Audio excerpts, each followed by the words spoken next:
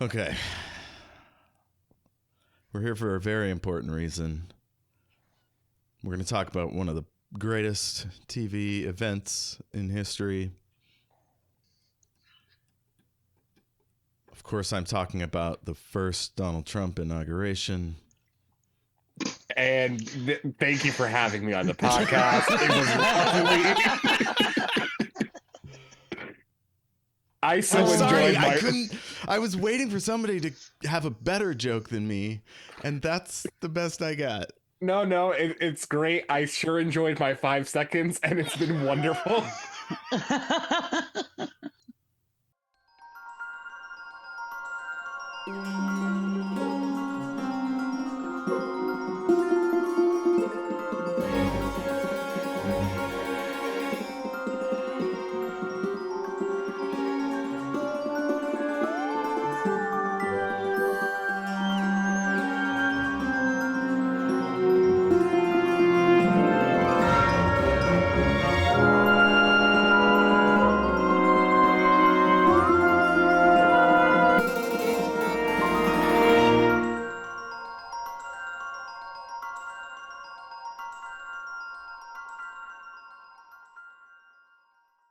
Welcome back to the Great and Secret Knowledge, a speculative fiction podcast. I'm Jeff, and boy howdy, this is a rare and momentous occasion. We've got two wonderful podcasters, very cool people. Jessie. Hi, Jeff. Thanks for having me back. I'm really stoked that I didn't do terribly last time, and so that you're happy to have me back on. Always happy to talk about Doctor Who. Number one, you were amazing, and no pressure, but I'm sure you'll be great today too as well. And number three, I started a numbered set, and I feel like you have to have a third. So, yeah, don't worry. This is a great topic to discuss, and you were brilliant on our first Doctor Who episode. Surely you're going to be even better today, because this, AJ, this is your favorite Doctor. Controversial. I like it. For the first time in the new series, 2005. AJ, welcome to the Great and Secret Knowledge.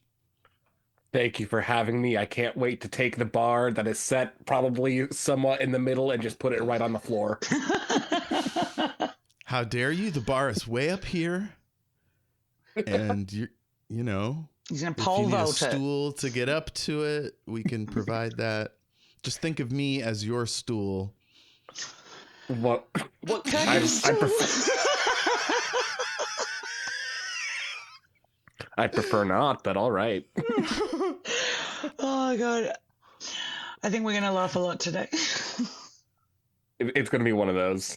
I feel it's important to, for the interest of transparency, to tell the listener what AJ said earlier in the messenger chat. Are you okay with this, AJ? I forget which thing this is, but go for it. For comedy purposes. Let's see. Important question, Jeff. Is this the show I need to watch my profanity on? Oh, yeah, that. And I said, absolutely not. Which was confusing, because what I should have said is, fuck no, it's awesome. Curse all you want. Just don't be too creepy or weird. Listen, you have a menagerie of shows, and I know there's one I'm banned from.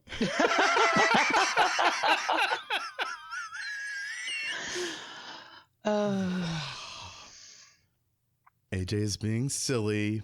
They were also on my interview show, Everything is Awesome, and it was great. Listen to that. It's episode 100 and something or other. You'll love it. They're typing in numbers. You'll find it. Yeah. You know what, AJ? Get to know Jessie while I look this up.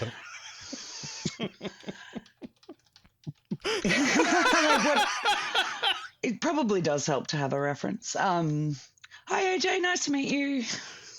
Nice to meet you, too. I've never felt more pressure than being told get to know someone. Oh, tell me about it. Me too. We both just went silent brain fart. The full freeze. Yeah. I'm the greatest host. If you guys stumbled upon each other at one of my parties, I'd be like, "Hey, I have to go hide in my room. Enjoy." All you'd need to say is Doctor Who, and would be good, I think, right, AJ? Yeah. I think so, yeah. We just start talking about, like, if not talking about it, then certainly, like, looking up a script and acting out episodes. Oh, yeah. Ooh, Constantly checking facts as well. I can't help myself, but every time I need to Google, I need to know the answer immediately, and I have a Google in my pocket. So it's I was watching WrestleMania with some friends last night, and I spent half the time just looking up the origins of various finishing moves so we could work out, because I needed to know. I'm more of a it goes ding when stuff happens. I love that. That's great. That excellent. That's from one of my favorite episodes. So it's always a good reference. Goes ding. Mm-hmm. Goes ding when there's stuff. That sounds like Matt Smith. It's David Tennant. No, that's Tennant. Yeah. That's Blink. So the episode is called it's in two parts because it was so fucking long. It's episode 139, all about Jennifer, featuring Aiden Kinsella and AJ Ganaros. And the second one is called Hestia Has a Duck Boyfriend. So check those out. They're fucking hilarious. AJ is great. Gonna have to re-listen to that because that is a wild title. Yeah, I'm intrigued. I don't even remember who Jennifer was, but we had improv shows at the time, like together, all of us, I don't know. And so we started doing improv on this normal Arts and Issues interview show, and it was quite unique. Mm-mm. I love a good tangent. I mean, we met through the most tangent heavy podcast, right, Jeff? Oh my God, AJ, you gotta check out Adam Richard yes. Has a Theory. It's so good. He does 5 10-minute episodes and like spreads them out through the week, except on Patreon. He drops them all on the same day. But so it's like the theme music starts and he's like, we're talking about this today. And then by the end of it, it's just whatever random stuff is going on in Adam's head. And it's amazing. Oh, it's the best. I've been listening from the start because I was a big fan of the show he was on with Rove, and a few others, Whovians, which was the after show when Doctor Who was airing here in Australia, and they had a spray bottle which they used to spray him every time he was coming up with a theory or going on a tangent. Like a cat. Yeah, like a cat. And it was a Dalek one as well. It was so good. Every now and then you just gotta break out the no-no bottle. Exactly. Exactly. With mine, it was a can full of coins. Oh yeah. They hated that. I don't know how that flies in an audio only format. Like, Well, they don't fly, they stay in the can. well, that's true. Yeah. I tip my hat to you, sir. Yep.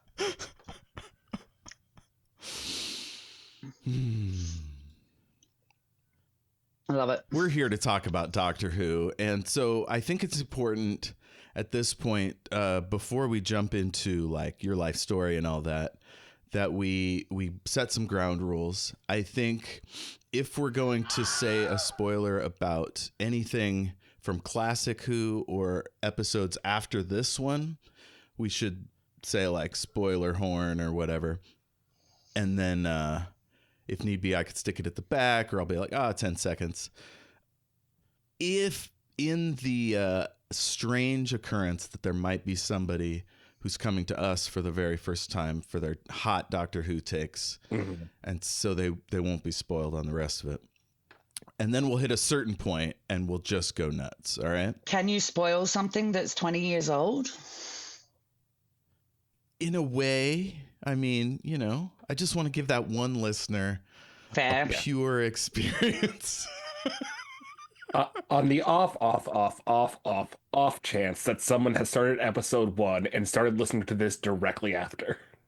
Now, I will say this. When I saw episode 1, I immediately went and watched episode 2 because it was possible. And also, you're just kind of like, it kind of leads you directly into it. Yeah. Oh, it does. Yeah, it's kind of like the first episode.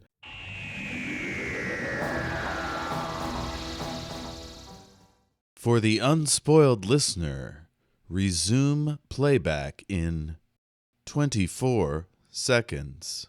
Spoiler horn from the classic series Unearthly Child. Like, everything's so awesome, and then they go into the TARDIS and you're like, where do they go? Well, it turns out they went to this boring BBC lot and hung out with cavemen who are real violent. Now, can you spoil something that's 80 years old? Legit. Okay, spoiler horn over.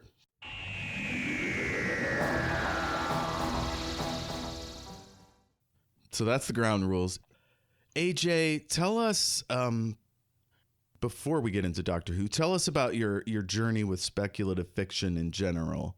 What was your entry in? Mythology, fantasy, sci-fi?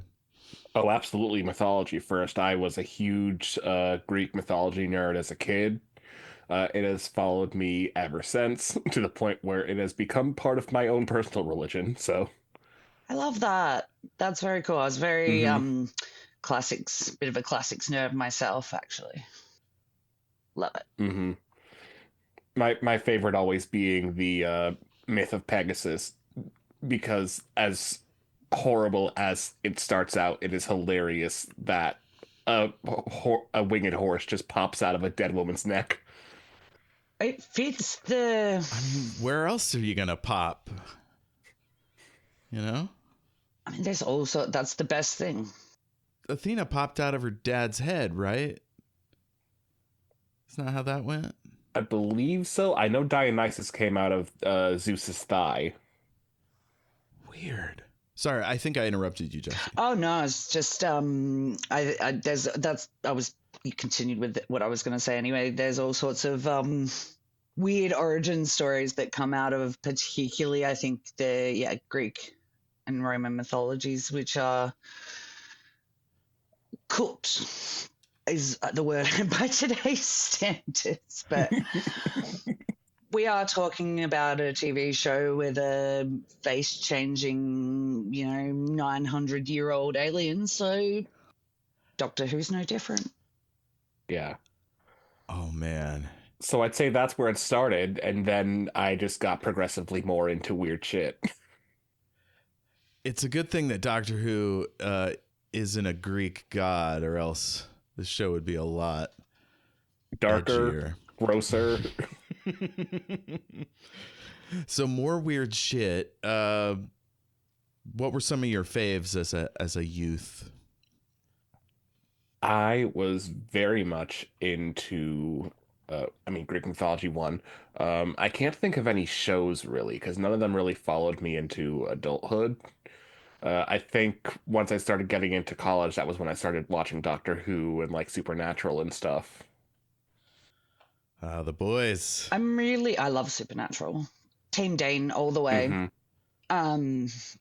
How did you... I'm really curious. Like, I know, we've got that big Australian-British connection. How do you stumble across Doctor Who as Americans? Like, that's really interesting to me, because a lot of it was bootlegged and stuff from what I can gather from people's experiences.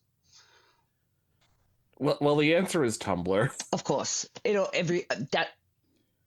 So you're scrolling through these gift sets and you're like, who are all these interesting people? Well, I did have a friend that showed me episodes of Supernatural and Doctor Who in college, and I didn't get on the train right away at that point, but I did eventually get there, and you cannot be on Tumblr without seeing GIF sets of it. So that is very true. I had a real connection with the Super Who Lock fandom. That was they were my people for sure. Wonder if we stumbled across each other on Tumblr and didn't realize. Oh God, we have to have. Surely. Well, that's exciting. Okay, so is Doctor Who your favorite sci-fi or fantasy? Do you have like do you do Star Trek? We talked earlier, you don't do Twin Peaks. I would have to say that once CW started coming out with the superhero shows like The Flash, Green Arrow, etc., I had a huge phase of that. I think Doctor Who is the one that stuck the longest, but I got incredibly into like metahuman stuff from like I think The Flash was my favorite of all of them at the time. Cool. Do you read the comics? I've never been a comic person. Like I can never seem to find the time to sit down with a book, and also the ADHD will just completely unfocus me from pages. I've started doing comics through Hoopla, which is a library app. And today I was reading the new Star Trek Lower Decks comics, which are just fantastic. And the show's canceled, so it's the only way to get more of my favorite little guys. Yeah. Have you read the Doctor Who Star Trek crossover comics is the question. Yes. There was only the one, I think. Oh, did it not continue? I've got that one. But it, for me, I remember finding it in the comic shop and just being absolutely blown away at the crossover between two of my favorite fandoms. So it's a lot of fun, especially when they go back in time and he stops being Matt Smith and starts being Tom Baker, and he's running around on the original series set, whereas Matt Smith's running around in, was it Next Gen? Incredible. Yep, Picard's there. Yeah. Beautiful. Yeah, I found it on the Internet Archive, I believe. It's real hard to find. I can't believe you found one in the flesh. Oh yeah, as it were.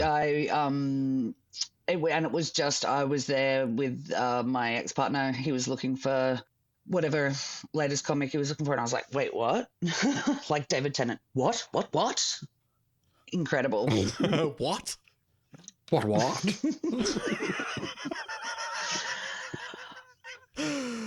Okay, and as far as Doctor Who, you found it through Tumblr. I found it on BBC America. Oh, cool. I believe. Technically, I was exposed to it as a youth at my uncle's place. He had it on tape off of PBS, but it was black and white and grainy, and it was scared the hell out of me. Just Pertwee's face, for some reason, spooked me. So I think it was like the Day of the Daleks or something. Anyway, and so then I didn't watch it until Matt Smith in 2011? 2010. I think it's 2010. And I saw that first one, and I was like, these special effects are kind of shitty. And so I just bounced off of it. And it took like 4 or 5 years before I went back to it. And it was all on HBO, so I could watch all of it. Awesome. It's a good place to jump in. Did you start from the first episode, this one, Rose? Yeah, Rose was my start. I don't think I haven't seen much of the classic Who, so Chris Eccleston was my first, so I guess that was a big bias into why he was my favorite. And who was playing the Doctor when you started watching? When I started watching, I think Matt Smith had not yet ended his run. A lot of people did find, because they really targeted that Matt Smith season to kind of try and break America. That was a big part of it. What they were trying to do from that point. That's why it was such a clean break to jump off from with the 11th Hour. Oh yeah. Okay, spoiler warning, you new Doctor Who fan. I'm talking to you directly into your ears. Forget about Matt Smith, David Tennant. Ignore all that. Let's focus on Chris Eccleston, star of the first season of Doctor Who. What did you know about Chris Eccleston before you saw this? I didn't have a huge back on him. But the moment I had a real crossover moment when I did start watching it because I was a huge fan of Heroes, and he was the invisible guy. I think Claude, his name was, the guy who could turn invisible. And I was like, oh, I know you. I really like that show. I don't even remember him from that. He weird. was the super grumpy, invisible guy, not happy about his existence at all, and kind of suits, I think, Chris Eccleston's vibe. I think it was filmed after. Yeah, grumpy is his like getting out of bed energy. Definitely, but I that works really well for, the first Doctor coming back as a reboot. I know, Jeff, we talked about how I was so daunted by, I didn't want it to ruin my childhood, and took ages to get around to it. But I was thinking about this when I was rewatching for today. He really like captures the Doctor, the essence of the Doctor, and certainly the essence of the classic series Doctors, who were by and large all grumpy old men. I had not known about Chris Eccleston before this. This was my first foray into British television in general, so I'm not sure if he was in any American projects, but this was my first. He was basically a movie guy. He was in Shallow Grave, which is really great. Little thriller movie. He plays a real asshole in that one as well. He's got the neck. And he's still quite a grumpy guy. I was watching footage from him with Billie Piper at a con recently, saying what it would take for him to come back. And it was basically fire the entire production staff. He did not have a good time filming Doctor Who. Did not like it. Wow. God, I wish he'd get into the specifics. I would so love to know what dastardly, like, is it a political thing? Is it like some serious issue? Is it like they cut in line at craft service? The long hours. It's a really grueling filming schedule that they do. Mm-hmm. So it's a workers' rights From issue. what I can gather in, the gossipy corners of the internet, he wasn't happy with the amount of hours that were required, the amount of work that was required, lots of night shoots, lots of really it's really intensive filming schedule. It still is Not to mention the physical demand. Yeah, exactly. Oh, lots of running running all over the place. Yeah. Climbing rockets. Oh yeah, all that stuff he definitely did practically.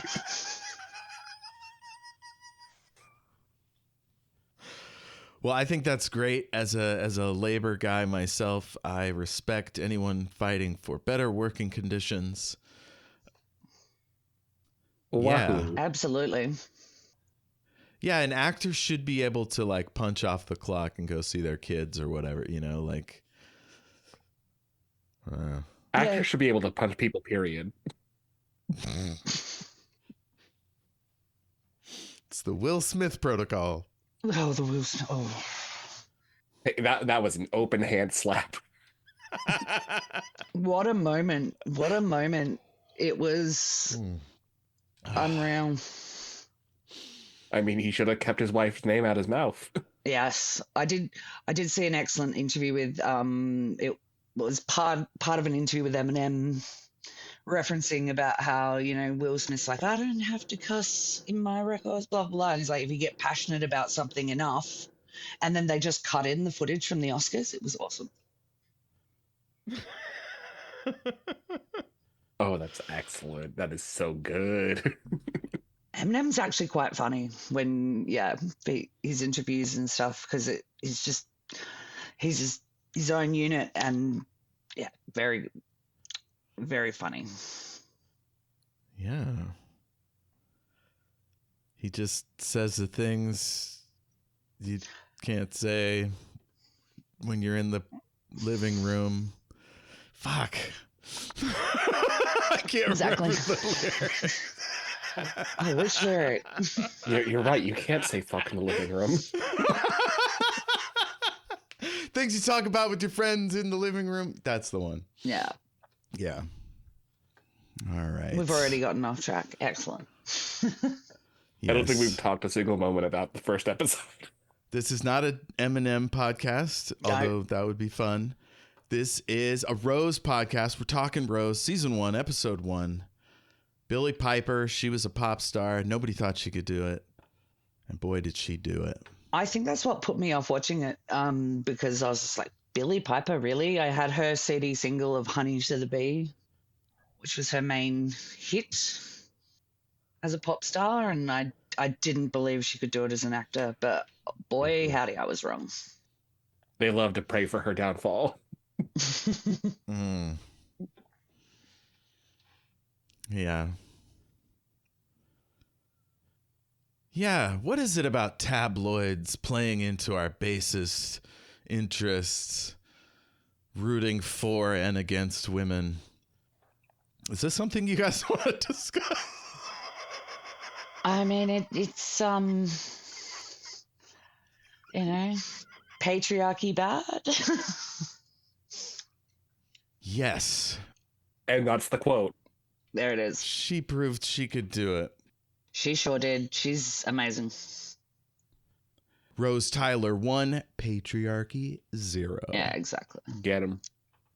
Or Z, excuse me. Right? Isn't that? No, that's Z.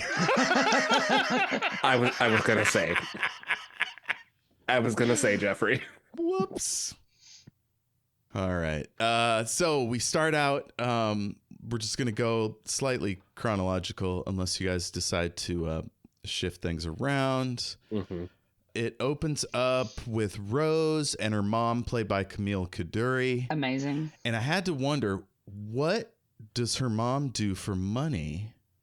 She's on, I would assume she's on like welfare benefit, which I know it's a thing.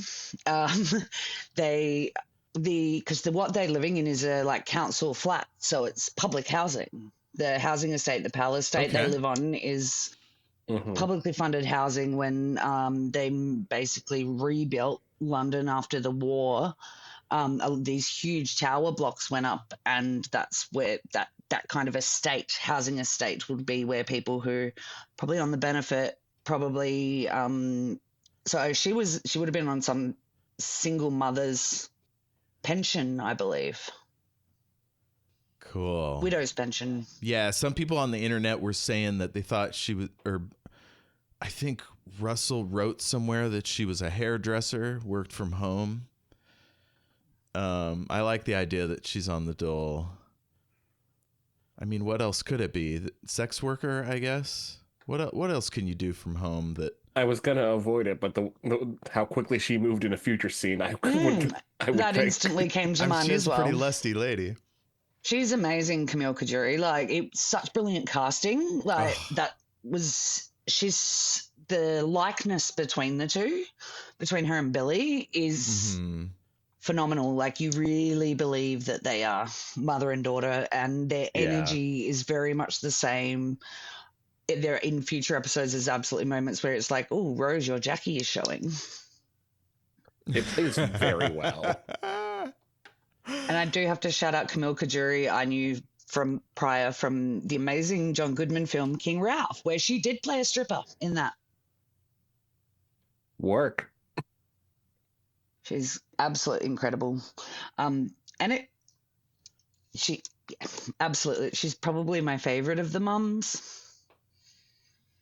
Oh yeah, for sure. Although, Ruby's mom. She's great. Wonderful. She's excellent. Yeah. Yes. Okay. Spoiler horn. Moms. Spoiler horn. Right.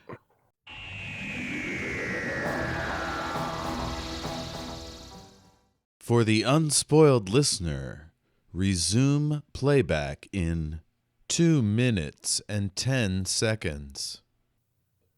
I love Ruby's mom, Carla. Right, is it Carla? Yeah. And Cherry? Yeah. Is I grandma? believe so. I confused those two on our episode, if I remember correctly. But Carla is great. Martha's mom sells her out to fascists. Now I know she was told some incorrect information, but it's hard to look past that one. And Donna Noble's mom is just terrible. Bonkers. Oh, awful until some time passed, and Donna must have taught her a thing or two. She was constantly just dragging Donna down and absolutely smashing on her. But one of my favorite moments, of course, is when her grandfather is like running away with the doctor. He's like, you can't leave me here with her. Yep, quite right. In you come. If I can spoiler horn, Donna's the best mom. True. That is tremendous. Look at you. Now, we're thinking side guest characters, but yes, she does come back with a child, and she's amazing. Hell yeah. Those specials are good. I was trying to explain the specials to somebody who hasn't seen any of the Disney stuff, and they seemed confused, and I was like, yeah, they really boned that one up where you have to select each special separately. Oh, I hate it. Yeah. That drives me mad. Rather than put them all together. I'm a big binger. But they have to bridge such a gap. Yeah. But then they needed to be able, I think because they wanted to call from Shooty's Doctor onwards season 1, and they're kind of separate to the seasons, but I would at least rather them be in a section together, because you have to click all the way out and then go to special number 2, special number 3. Like, I'd prefer that for sure. At least if they had them grouped.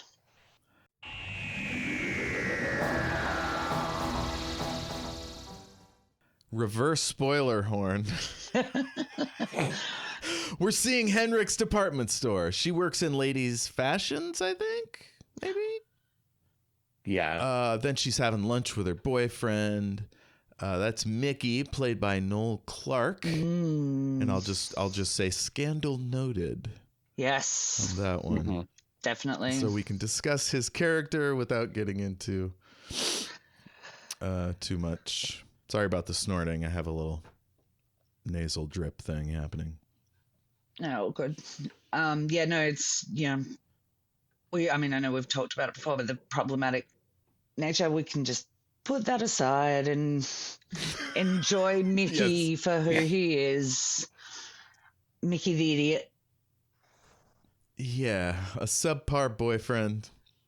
We'll get to know him soon. So she was about to leave the store, but she's stopped by a guard and given money to take to Wilson, who apparently is the chief electrician. Is this a common thing in department stores? It's a common thing in workplaces. It's called a whip wrap. Like, you do these lottery syndicates where everyone would put money in, and then you'd buy a bunch of lottery tickets to the equivalent of the amount and then split whatever winning. I've participated in those before. I don't know if that one translates, but it definitely made it to Australia. It was the lottery money. My first note was, who knew the lottery could change someone's life so drastically? I love that it's a change of life. Poor Wilson. Oh, poor Wilson. We'll get to it. Poor Wilson. So I was wondering if he was the winner or if he's the one that buys the tickets. He's the one that buys the tickets. Yeah, it's got to be. Okay. Yeah. So he doesn't answer. She starts hearing all these weird noises. She goes to investigate. She turns on the lights in this room full of mannequins. It's pretty creepy. They're all just standing around. Wasting absolutely no time getting right to it.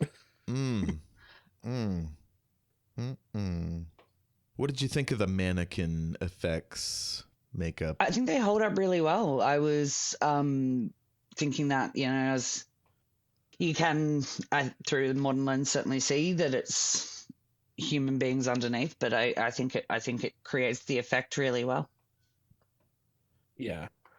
I remember my first watch through being like, what is this cheesy bullshit practical mechanic stuff? And now after seeing a few new iterations of Who, rewatching this one, I was like, there's that cheesy bullshit I love.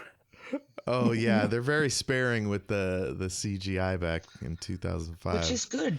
So yeah, there's tons of practical effects. Oh yeah, absolutely. It doesn't look great, but when Mickey's hand turns into a big paddle, it's badass. It looks like he's about to grab a pizza out of a brick oven. Pizza. It's a very different episode. He just opens up a pizza place run by mannequins. He starts with Little Caesars. Little Mickey's. Because the pizza may as well be living plastic as well. Have you had Little Caesars, Jess? No, we don't have that down here. Plastic cheese, definitely. I know plastic cheese, but I think you guys might take that to a whole other level. This may be nostalgia talking, but I feel like my middle school pizza was better than Little Caesars. Oh, yeah. But you didn't get 2 whole pizzas at once for a reasonable price. You just got the 1 or 2 slices. Yeah. You got that slice that was not a slice of pizza so much as it was sauce and cheese on the end of a loaf of bread. Mm-hmm. Mm-hmm. Definitely. Just one really big pepperoni. Yep. So they're all just standing around. Someone slams the door and bars it. She's getting spooked. Is that someone mucking about? Oh, dear. Is that someone mucking about? Rose Tyler's here. I simultaneously want to hear you do that accent forever and want you to immediately stop. Is that someone mucking about? So she tries to find whoever it is. The mannequin turns to look at her. It's coming towards her. And I've got a little sound bite. Right, I've got the joke. Whose idea was this? Is it Derek's? Is it? Derek, is this you? And she's getting mobbed by slow mannequins. Yeah, gradually gathering around. It's quite spooky, that scene, though. Yes, it was very scary for me, but is it... I don't know how you would know, like how you think of it relatively, but for a woman, is this too scary? It's discomforting. I don't know if it's too scary, but it certainly is. I mean, she's still in her workplace, right? Like, it's not as scary as it would be maybe like with a back alley somewhere.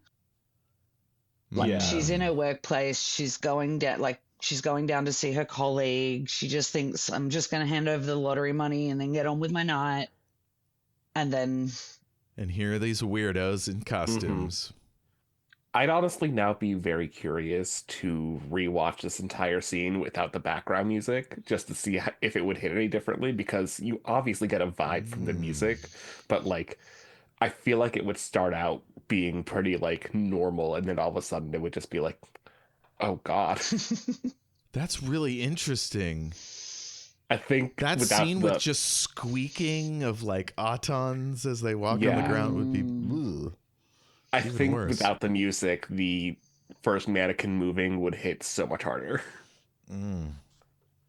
So a doctor grabs her hand. It says run. They start running. Some mannequin's hand goes through a steam pipe. They run into an elevator, and then one of the creatures gets its arm stuck in the door. One of the autons gets its arm stuck in the door, so the doc rips it off. He hands it to her and says they aren't students. Oh yeah, she thinks they must Which be he's students. impressed with. Yeah. I think that's the moment where the doctor realizes that Rose is smart and Rose can think critically, and that's the real one. He's like, no, that makes sense. Good for you. Why students? Because to get that many people dressed up and being silly, they got to be students. That makes sense. Well done. Thanks. They're not students. He says they're autons, living plastic, and then he shows her his bomb and says, don't tell anyone or you might get them killed. Mm-hmm. And then he pops back out just to say, nice to meet you. I'm the doctor. Who are you? What's your name? Yeah. It's a good meeting. Yeah. Also, I kept forgetting what they were called, so I just took to I for some reason never retained the words living plastic, so I always just called them the humanicans. Oh, that's better. Change approved. Change approved. See, I always forget that they're autons because I'm always thinking of it with the Nestine consciousness. Mm-hmm. Yeah, they're basically a hive mind, so mannequins is really too reductive, because like they're an evil doll at one point in the classic series. They're like flowers on people's lapels, a telephone cord. I mean, in this one, we have a flying arm at one point. Yeah. Well, and that speaks volumes to my lack of classic Who knowledge, because if you had told me that living plastic was before this episode, I would have had no clue. That's a great point, because Russell T. Davies wanted to set a pretty bright line between this series and the previous series. So he would only bring in stuff from the old series if it was like extremely well known and popular, like the Daleks or the Cybermen, and he'd like space it out. You know, like first we meet the Daleks, then we meet the Cybermen, then we meet the Master. Spoiler horn for all of that. Yeah. But it was a conscious thing to have, a different one in each kind of series. Yeah. You couldn't drop too much at once. So in this one, he says if this signal goes out, everything plastic will be able to be, a bad guy or whatever. Mm. And we have a wheelie bin. Wheelie bin. Plastic dolls would be real scary. Mama. Oh, don't. That is creepy. You know what I'm just now realizing is that if it was meant to take over all plastic, then the wigs on those ones in the bridal store should have been going crazy. Yes. Oh, those terrible wigs, yeah. They would. That is not real human hair. Mm-hmm. Everybody doing a podcast would die immediately. Headphones wrap around their necks. Their computer eats them. I'd lose control of my body, but the microplastics inside of me would not. That's true. We'd all, in the modern sense, we'd all be stuffed. Oh God, that would be a really interesting take on the Cybermen. Actually, They could be like Magneto and just yank all the microplastics out of you. Yeah, that'd probably kill you, right? probably. Well, it depends on how they exited. Right. If they kind of atomized them and pulled them out through your pores or something, you might survive. But if they yanked them all out through your throat, that would be. I'm kind of imagining like them coming out just as they are. So like if one's behind your heart, you're fucked. Attack of the microplastics. Mm-hmm. Okay, so we've got our Auton spin-off episode planned. That's fun. Mm-hmm. The Auton Magneto. So he shows her his bomb. Let's see. She goes out into the street. She can't see anything. She almost gets hit by a bus. Then she looks back up at the store. And it was interesting. They had her look away again, and that's when the bomb goes. I'm not sure why they did that, but it was interesting. Upper floor is on fire, and she bails. And then she sees the TARDIS, or we see the TARDIS. I'm not sure if she saw it. Well, I don't know if she'd recognize it. Because those, the police boxes, while there certainly weren't many left at this point, they do exist, usually as like a little mini coffee shop. Mm-hmm. So you can, if you're in the UK, they still have them because they're bigger than an average phone box, because they had to be, the police could literally shut someone inside of it and go for help. And there are still ones you can visit that are still done up. Like there's one, where is it? I can't remember the name. Somewhere in London, but there's one in Edinburgh, which is just a little coffee shop, which is really cute. Mm-hmm. I'm just now realizing that maybe I wasn't paying full attention at this scene because I didn't see the TARDIS before. Uh, the point that I saw the TARDIS for the first time was in a future scene. There you go. Like outside on the estate. Yeah. It's right near the end when the camera goes back to her house. Mm-hmm. Yeah, it's right after the explosion. Which is a good nod to tie back for those fans coming from the classic series. People go, "Ooh, I know what that is," but you don't need to if that was your first watch of it. You don't need to know that. Yeah. You'll find out quickly enough. Yeah. Did you have any sense, AJ, when you saw this, like what its significance was, the police box? Well, by the time I had started watching this episode, my introduction was from my friend at college who decided to show me like 2 or 3 random episodes. Cool. So I knew what the police box was. Cool. So back at the house, she's on the couch watching some news. The arm is on the seat next to her. And, Jackie Tyler is on the phone saying some unhinged shit. I soundbited this. I know, it's on the telly. It's everywhere. She's lucky to be alive. Honestly, it's aged her. Skin like an old Bible. Walking in now, you think I was her daughter. Fucking what? It was at this point that in my notes I just wrote down, Jackie is me in all situations. I think she's just oblivious in her own way, though. Like, it's the same thing a bit later when she's like, "No point getting up. You don't have a job to go to." Oh, it was so rude.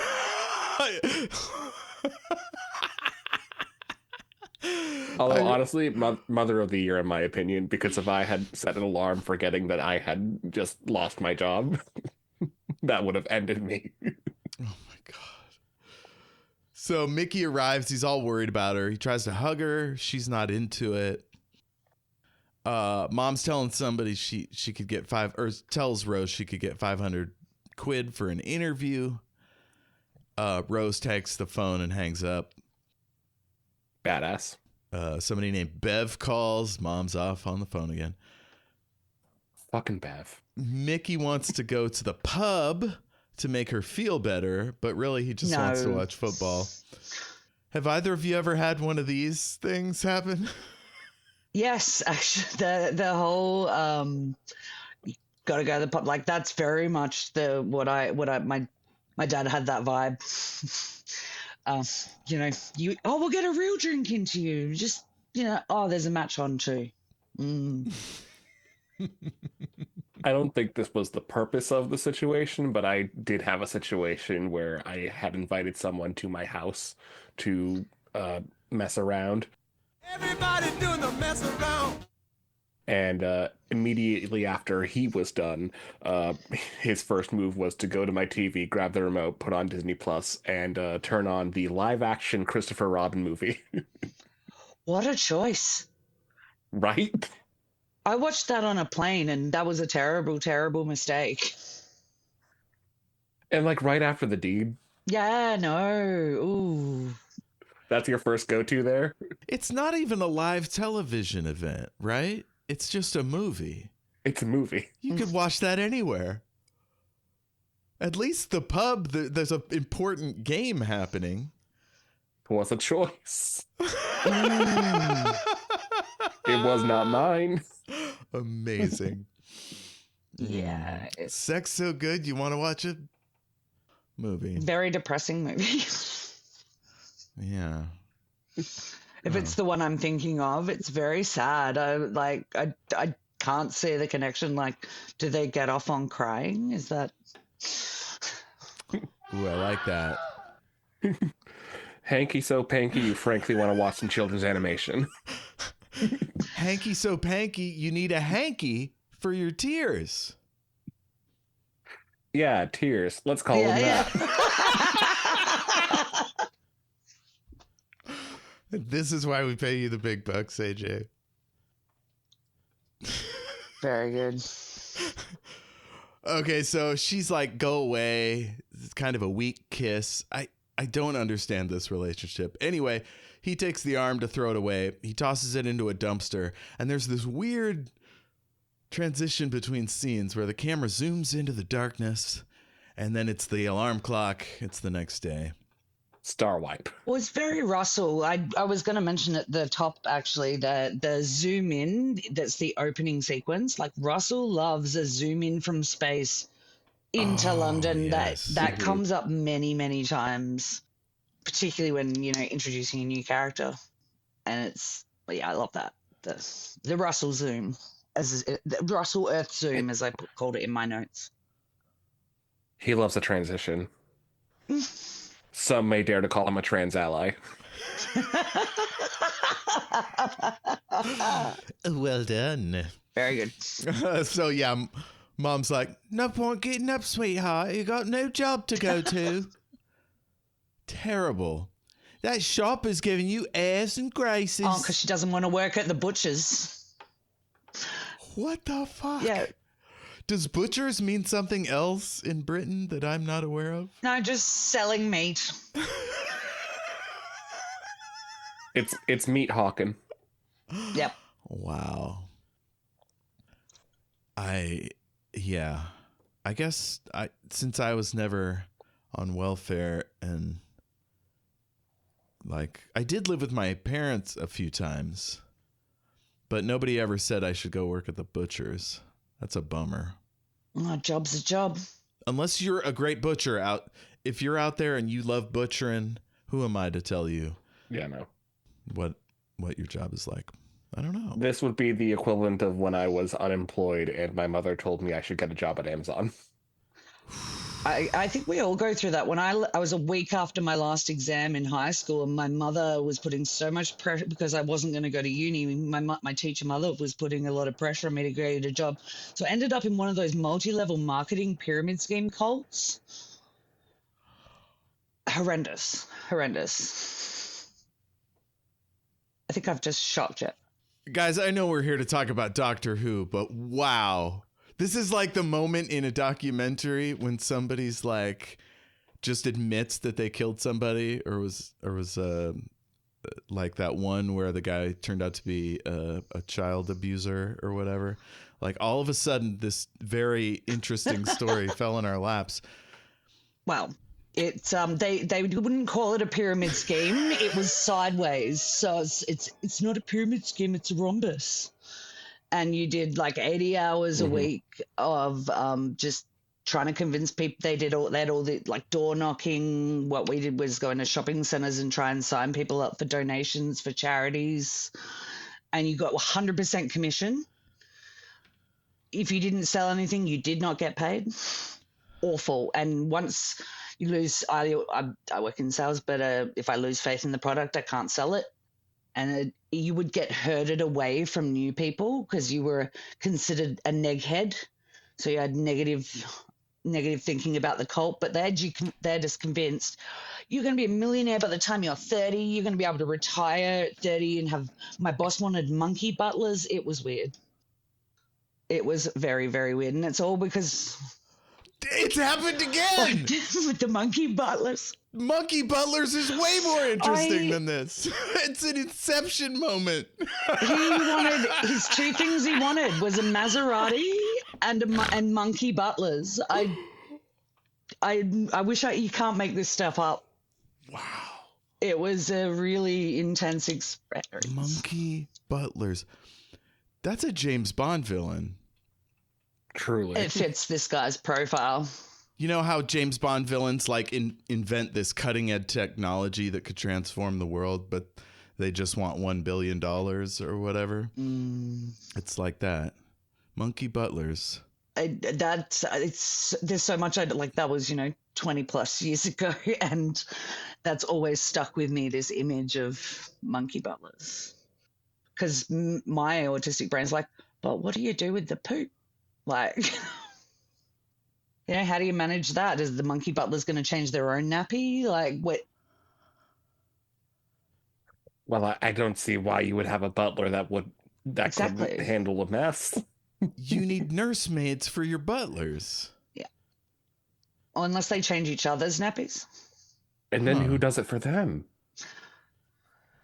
Okay, I'm seeing Ouroboros. series. Okay, I'm seeing the main character is a nursemaid, 2 a monkey butler, 4 an MLM cult leader. This is exciting stuff. Let's talk about this after. Oh my God, Freeform, hit us up. Amazing. So that's a great story. So the cat flap wags and Rose complains, goes over, and the nails have been pushed out. She opens it up. Boom, it's the doctor. Why is he peeking through the cat flap? What a fucking weirdo. Uh-oh. He starts to bail. She drags him back in. And best scene in the episode. Jackie Tyler. Mom is super attracted to the doctor. Wow. I was wrong. This is the scene where I wrote that note about Jackie. Jackie being me in all situations. I'm in my dressing gown. Yes, you are. There's a strange man in my bedroom. Right. Yes, there is. Where anything can happen. And then he's, no. No. I'm in my dressing gown. Yes, you are. There's a strange man in my bedroom. Yes, there is. Where anything could happen. No. This is a theme, though. I mean, spoiler horn, but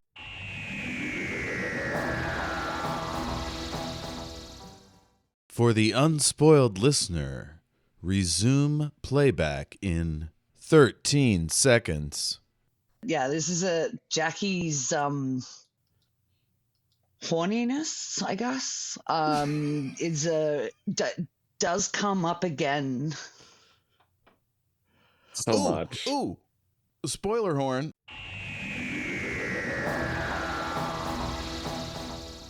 For the unspoiled listener, resume playback in 1 minute. Love and Monsters. Yes, exactly. With Elton. Was it Elton? Elton, yeah. That guy loves a Paving Stone BJ. Oh, he does. That's a creep. Like, this is one of the most hated on episodes of Doctor Who, and I think partially because of that how it ends, and it's People just don't like to have fun. Come on now. Who hasn't wanted a Paving Stone BJ? Come on. Help me out here. from Moaning Myrtle. From Moaning Myrtle in Harry Potter movies. I'm still trying to figure out if that's slang for a roadhead.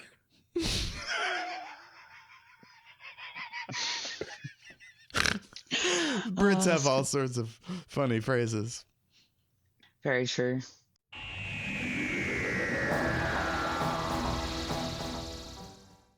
Now we learn that the doctor can read super fast. Apparently he has a new face. His ears are unusual. It's an interesting one. It's those free hanging lobes. Yeah, the ears are something else on Eccleston, but that's what's considered like a major plot hole as well, though, because later we find out that, because this implies the Doctor is freshly regenerated, right? But then there's all these pictures of him which will come up later at different points in history, and it's still the Eccleston Doctor. But is that the first time? And Russell has come out and explained that because he was so sad about what he had to do in the Time War, he's not looked at himself in a mirror since regenerating until that moment in Rose's apartment. Oh, that's interesting. I could have just as easily believed a situation of like, oh, he's just hopped around like so many times that like by this point in time, he has been in all those places. So Russell would know better than me, but I think that's silly. It's clearly from some point in the season when Rose wasn't around, he did all these other adventures. Yeah, that's right? true. Timey-wimey. Mate, that makes more sense, mate. Send Russell an email. Yeah. Anytime they're not in a scene together, he's off gallivanting with like a family at the Titanic or whatever. It's very true. That makes more sense. Krakatoa. I wonder what he was doing there. Oh, the grassy knoll. He turns up in the Zapruder film. Yeah. Just over there cracking a toa.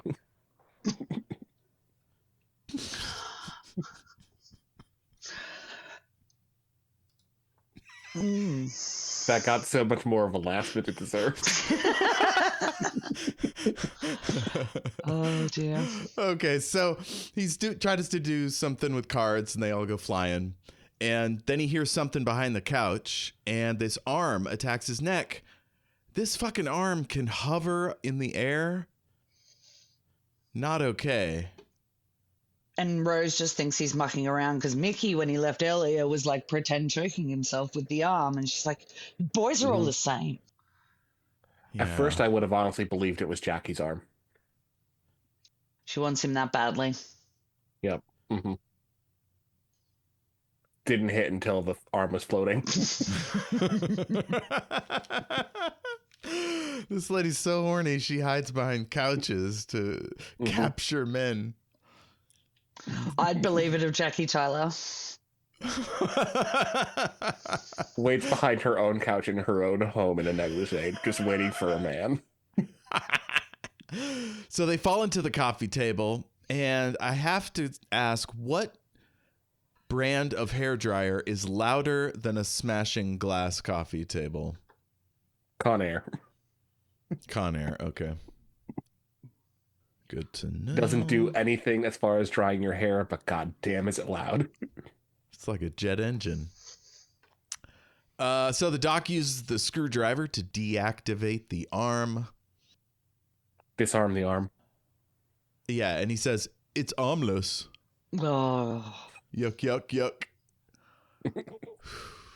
So she hits him with it. Next, they run down the stairs. He's trying to lose her, but she won't allow it. She says she'll go to the police, and he's not impressed. He is the police. He's got a box and everything. Yeah. It is I mean, he kind of is, like.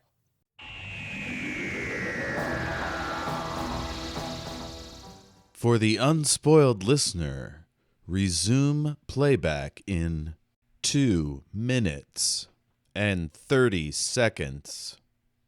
Spoiler home for a later season, but the Bill calls him out on that. He's like, you are the police. Mm-hmm. Yes, I'm time cops. But technically he has zero authority, which cops have. He has no immunity from prosecution like cops have. He would, though, because he's still employed by UNIT from, like, the 70s. Oh. So he's still got a desk. Well, maybe if he's on Earth and UNIT is present, yeah, that's a good point. But often he's just out there going rogue. Like, in one season, they call somebody's like, you're a time detective. And he's like, no, that's not what I am. But it kind of is. He's got a weird job. Mm-hmm. He's Sherlock. Yeah, that kind of fits, actually. He just, he's a free agent. He freelance, that's the word I'm trying to think of. Yeah, he just kind of goes freelance. Their main arch nemesis is even to have the first same letter. True. Wait, the Master of Moriarty. Oh, Moriarty. Sherlock Holmes and the Doctor have a similar enemy. Yes. The Moriarty. There's a lot of, actually, you could make that a lot of connection between, it does make a lot of sense, the Moriarty Master crossover. Yeah. I'd love to see Moriarty from Star Trek The Next Generation go up against the Master. Oh, yeah. That would be amazing. Or maybe work together. Sort of a Suicide Squad situation. I could see that. Which Master, though? Which Master would fit that? I like to think Sacha Dhawan, but then I think it should always be Sacha Dhawan. Yeah. I like a more cultured Master. I would have liked a Delgado or an Ainley from the classic series. But yeah, I would go Missy. I think Missy's they'd have a good call. a fun back I and also forth. like Missy. Missy's amazing.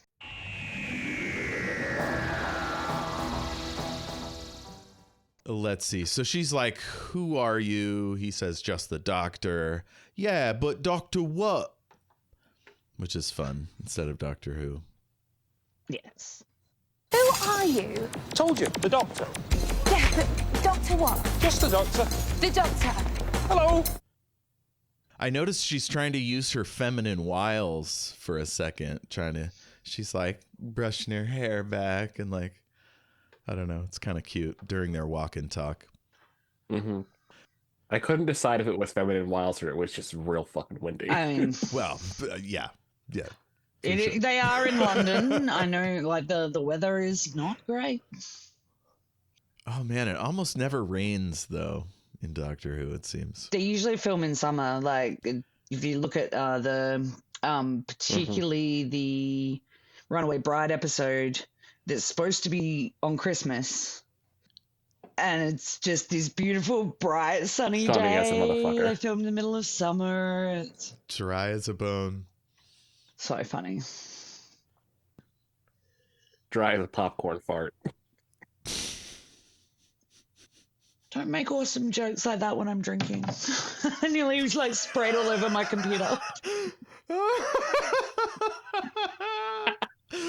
So she wants to know why they were coming after her. He says they were going for him and not her. The only reason it fixed on you is because you've met me. So what you're saying is the entire world revolves around you? Sort of, yeah. You're full of it. Sort of, yeah. That's the most Time Lord ever. Like, that's so Time Lord. The world, they do things like they're arrogant. That's part of their nature. Mm-hmm. And it leads into my favorite fucking Doctor Who monologue. Ooh. Oh, the thing about the revolving Earth? Mm-hmm. So she asks who else knows about it. He says no one. He's on his own. She wants to know how to kill him. He says they've got this thought control. She thought it was radio. I don't know. And she says, is someone trying to take over British shops? No. Well, it's not a price war. They want to overthrow the human race and destroy you. Do you believe me? No, but you're still listening. He tells her how he can feel the earth revolving at 60,000 miles per hour around the sun. And then he tells her to go home and forget him. And there's this, never noticed this before, but there's this cute little choral bit near the end of that scene as he's walking to the TARDIS. Listen back. It's like a lady's voice. It's nice. And this is where I thought the first instance of seeing the TARDIS was. Right. Yeah, in the yard there. Because I hadn't seen it before. I mean, it's the first time we see it disappear. Yeah. But she doesn't. She does at that point. But we do. No, She does? Okay. I'm pretty sure she sees it. She notices that it's not there anymore, but I don't think she sees it, like, go. Yeah, she comes running back. She's got her arm up, which often, the TARDIS spits stuff at you.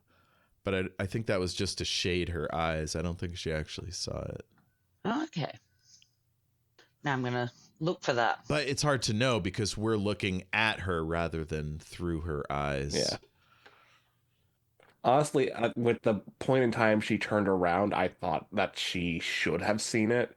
But I feel like it's pretty heavy-handed from the director that, she wasn't supposed to. Okay. Yeah. It's almost like they're saving that effect for us. What definitely happens later. Because this is for normals. They're trying to draw the normals in slowly, right? The non-sci-fi people. Yeah. It's almost like writing. Remember writing? Yes. Next, Rose asks Mickey if she can use his computer. He says, yeah. Any excuse to get in the bedroom. Don't read my emails. And I wrote, Mickey, you dumb shit. Charitable reading. He really is a piece of shit. I have a charitable reading. He's planning a surprise party for her, and he doesn't want her to be tipped off. You're giving Mickey too much credit.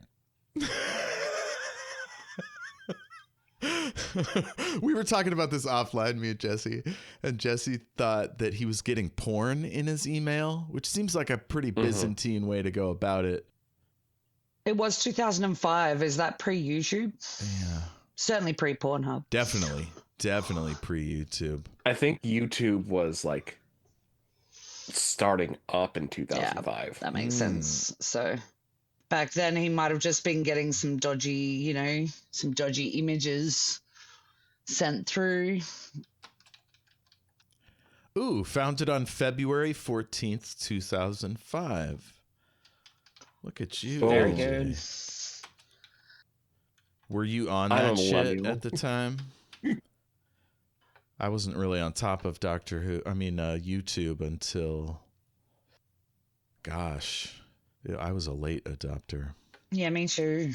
But I do remember like getting emails with images in them, and you'd be able to you'd have to wait forever for it to download. Yep. And so it might that was just always the connection I met, what I assumed from Mickey, but I don't think he'd be cheating or anything like that. He's already punching above his weight with her anyway. Yeah, we see Rose at her best mostly, at least in this episode. But definitely, just from what we know about Rose, she's a lot smarter than Mickey. Yeah. He's kind of I feel like Mickey is pretty manipulative in the relationship. Not in the way of he's off with other people, but in the way of he knows that if she's gone, it's game over. So YouTube started in February. This episode came out in March. So there's no way someone on a council estate is knows about.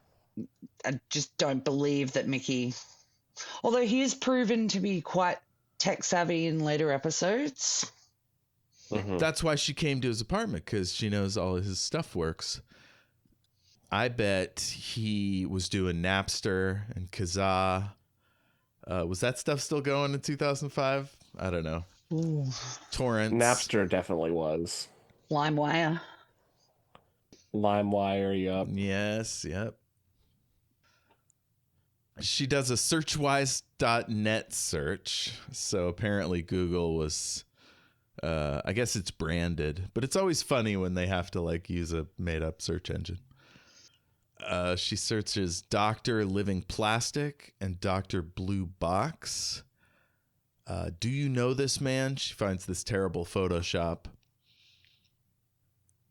And Dr. Blue Box should have gotten a much more unsafe search. And it potentially could have flagged her, right? Oh yeah, Unit probably sent soldiers to Mickey's house at some point. Definitely.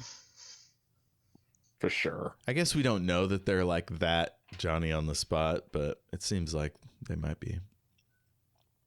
Mickey drives her to Clive's house and won't even go in the house with her. She won't let him. Let me pull it up. You might be right, but that was my read anyway. Because he definitely was you might be a murderer. I find it hilarious because back in that time, meeting people off the internet was considered particularly dangerous, whereas now it's standard practice for dating and all sorts. But back then it was, you can't meet someone off the internet, they might be a murderer. Still incredibly dangerous in this day and age, to the point where when I'm going out with a new person, I will send someone the address of where I'm going. And I was wrong, Jesse. You were right. The first line in the scene is, "You're not coming in." Yeah. So instead of him being a coward, she just thinks so little of him that he'll embarrass her with this internet weirdo. Classic. Chase that instinct, Billie. So some neighbor guy gives him a dirty look. He throws one back. And then there's a funny moment where Rose goes to the door. Hello, I've come to see Clive. Hello, I've come to see Clive. We've been emailing. Oh, Dad! It's one of your nutters. Oh, and then the wife, when they go back, she's like, someone came about the doctor and it's a she? See, she's smiling, so I think she's just excited that, like, there could be someone who's a lady into this bizarre bullshit. I think she's just happy that it's not her husband having homosexual affairs behind her back. Oh, no. At least she's a woman. Yeah, she does seem quite cool with the fact that, you know, this middle-aged man's got a 19-year-old. His middle-aged husband has this, you know, young, blonde 19-year-old just turning up, and he takes her out back to the shed. Yeah. Weirdly cool with it. Yeah.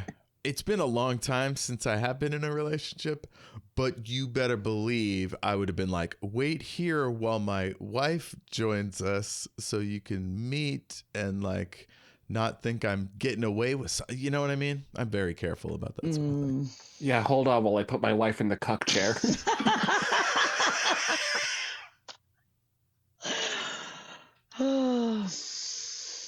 Excellent. Hey, Jay. You're hilarious. So Mickey's still giving the hairy eyeball to the neighbors. Clive explains that the doctor appears all over. It's got no other name. The title seems to be passed down from father to son. We see that pic of Dallas with the doc in the crowd. Doctor warns a family not to go onto the Titanic. And then he gives this, like, I love this exposition. The Doctor is a legend woven throughout history. When disaster comes, he's there. He brings the storm in his wake. And he has one constant companion. Who's that? Death.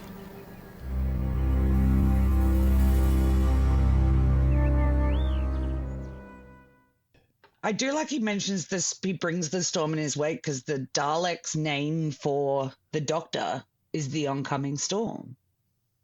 Mm-hmm. Rose excellently uses sarcastically in a future point. Isn't the oncoming storm? Where have you been? All right, so Mickey's waiting outside. This wheelie bin starts puttering closer to him. Clive warns her if they see the doctor, then they're all in danger. The bin keeps moving, and Mickey walks over, and this is weird, but he reminds me of Billie from Twin Peaks. Neither of you have seen it, so he walks kind of like a guy pretending to be a teen. You know, I'm thinking of that, what's that meme with Steve Buscemi? Steve Buscemi. Hello, fellow kids. Children. Yes. Yeah. He's kind of, he does that sort of vibe.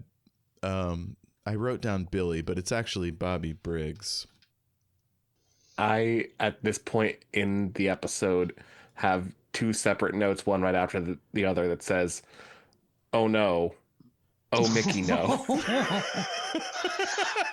You're invested in Mickey. He opens the lid. There's nothing inside. He closes it, and suddenly he's stuck. The thing won't let him go. It yanks him in, and then it burps, annoying 50% of all Doctor Who fans at the time. Yeah. Maybe more. Yeah, I know, right? Like, he doesn't even look all that filling.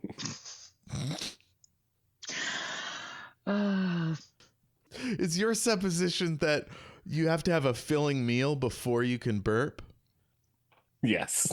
Okay. I'll allow it. Thank you. What if he's more like fizzy, like a soda? I mean, there's definitely gas. There's gas in the human body, right? So. Yeah. You know what? Yeah, I'm turning around now. Yeah. Mm-hmm. That's a great point. Maybe he had a burrito earlier. Or it could depend on what's already been thrown into the bin. There was nothing in it. That was the director made sure we knew that. So it's all inside Mickey. All that gas. What you gonna do with all that gas? What you gonna do with all that gas? Oh. So is it the thing that annoys the Doctor Who fans that plastics can't burp, or what's the that's one of that it's clearly for kids, right? That's a for the little ones moment. Kids love burps and farts. Yeah. Oh, I mean, future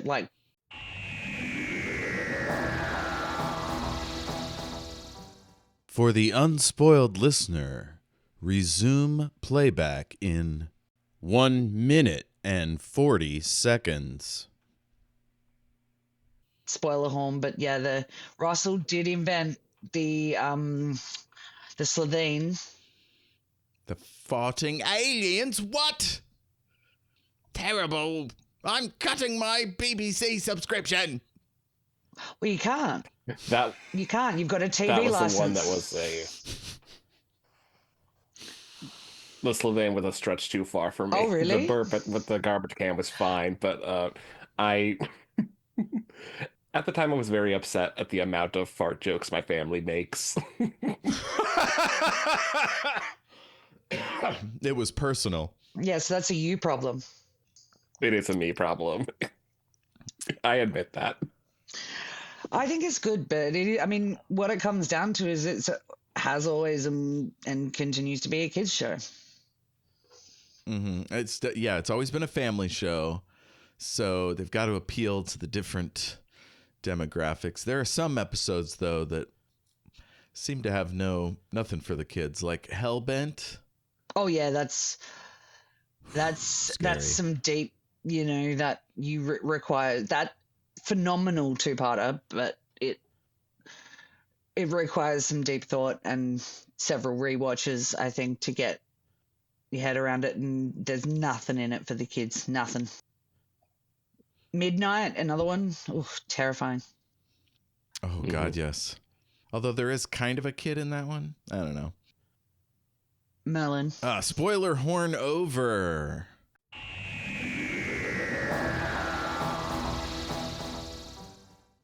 Back inside, Clive says he thinks the doc is an alien. Rose is like, this guy's nuts. Let's go eat. And an Auton has replaced Mickey. So Rose is blabbing away.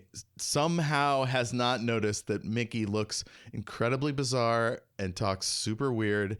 And he's got his shoulders hunkered up when he's driving. It's very odd. I have a theory on this. I think it's because Rose is so focused in on the Doctor and so obsessing about who is the Doctor, what's it about, after the big explosion, etc. Yeah. I just think she's oblivious, but I also think it's indicative of their relationship. They are clearly together because they've known each other since they were kids and live in the same estate, and it's just kind of evolved that way. Yeah.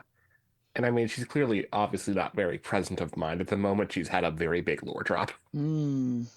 Oh, yeah.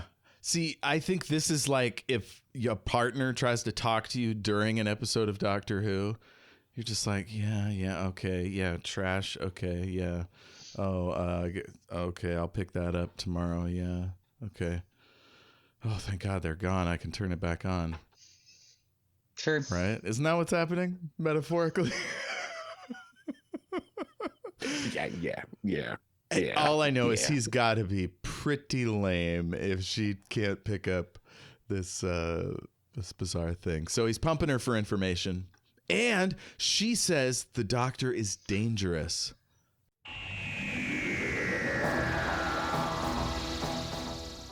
For the unspoiled listener, resume playback in 34 seconds. Spoiler horn. We hear this a few times in the course of Doctor Who, including the most recent season. The current season. Yeah. It's called out, and it's established from the get-go. At least the get-go of New Who. That's really cool. I like seeing parallels from way back here. Yeah. Oh, it helps when the old showrunner comes back. Oh, sure definitely. Do. Yeah.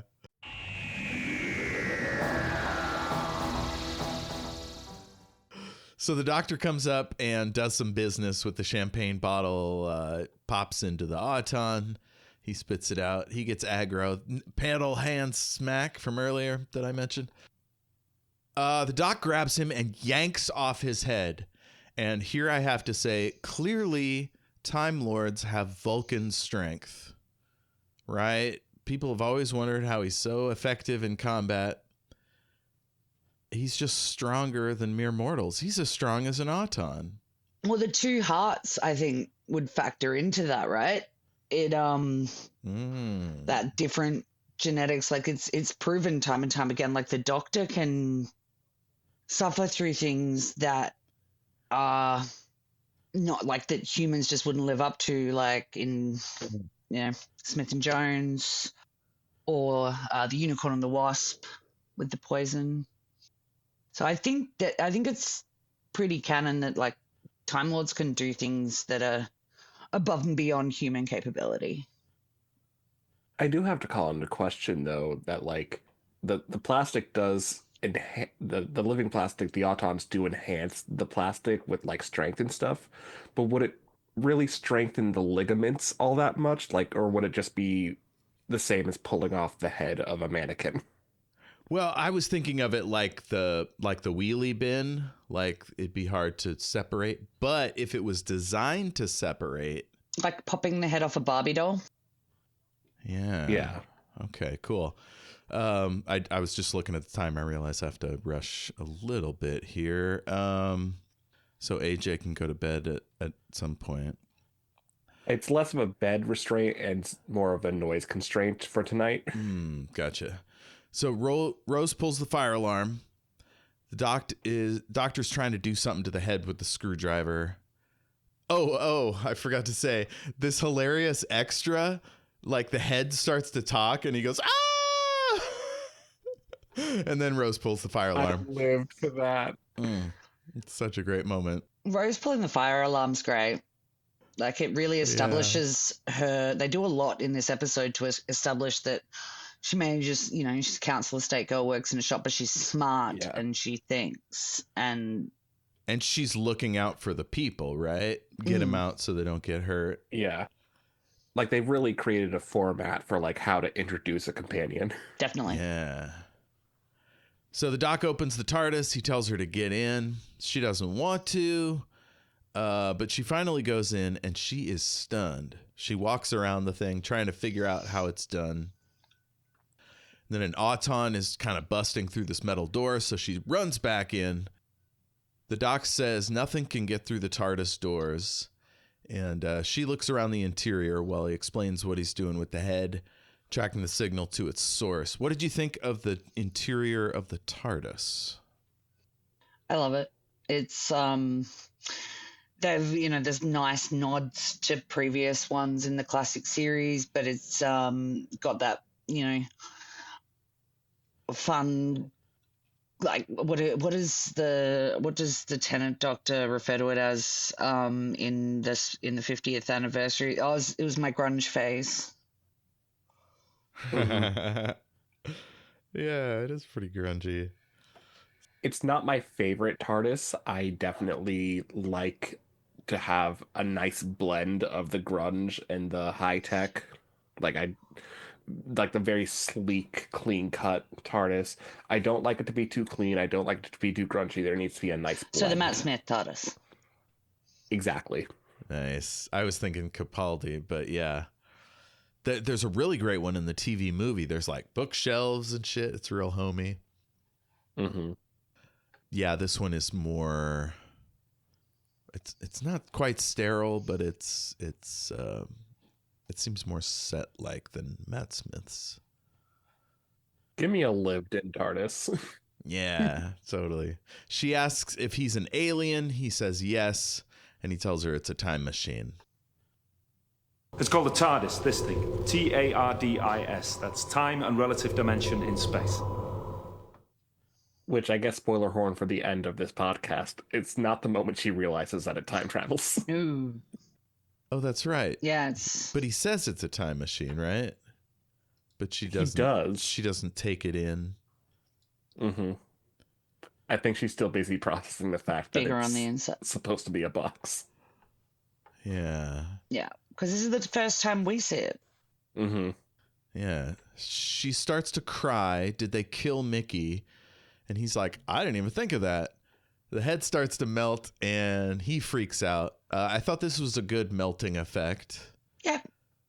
He decides to follow the signal. The TARDIS is shaking. He runs out the door and she realizes they've moved somewhere else. She's still worried about Mickey. And then he says, and I believe this might be one of our first Dick Doctor moments, when he says, are you going to witter on all night? Doctor. Yeah, this is the point where I wrote down, like, Rose having to be the common sense person because the Doctor is literally fucking losing it in space details. Definitely. Not okay. So he goes on this big exposition thing. And she says, what's a police public call box? It's a telephone box from the 1950s. It's a disguise. There's a silly bit with him saying they need a big round thing. She keeps gesturing and he doesn't get it. Finally, he sees it and says, fantastic. And the shot is amazing because he's standing there like in perfectly in the center with the London Eye behind him. And it's literally haloing him.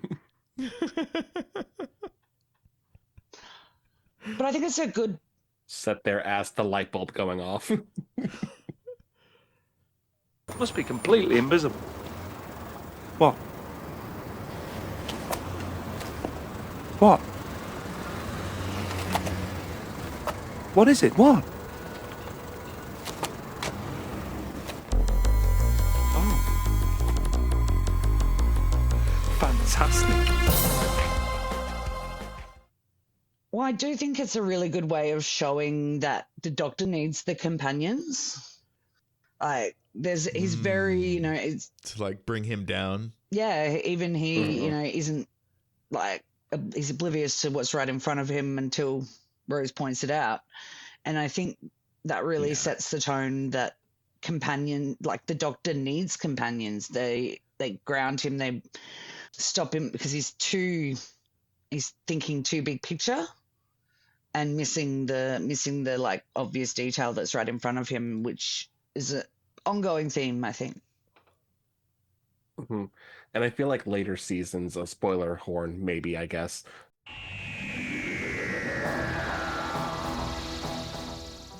For the unspoiled listener, resume playback in 13 seconds.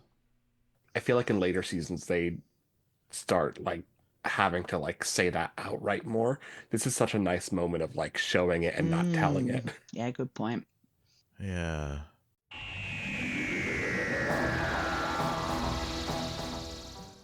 So he says if they start the signal, all the plastic on Earth will become its tools, phone cords, desktop computers, other stuff. They find a hatch to the underground. They head below. And we got some nice spooky red lighting. There's chains hanging from the ceiling. And I had to say, definitely not an OSHA-compliant work site. That's an American thing.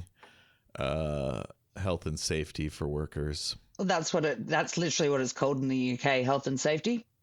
You often hear, the more, I guess, more frequently from like right-wing pundits and stuff, but they're like, it's health and safety gone mad.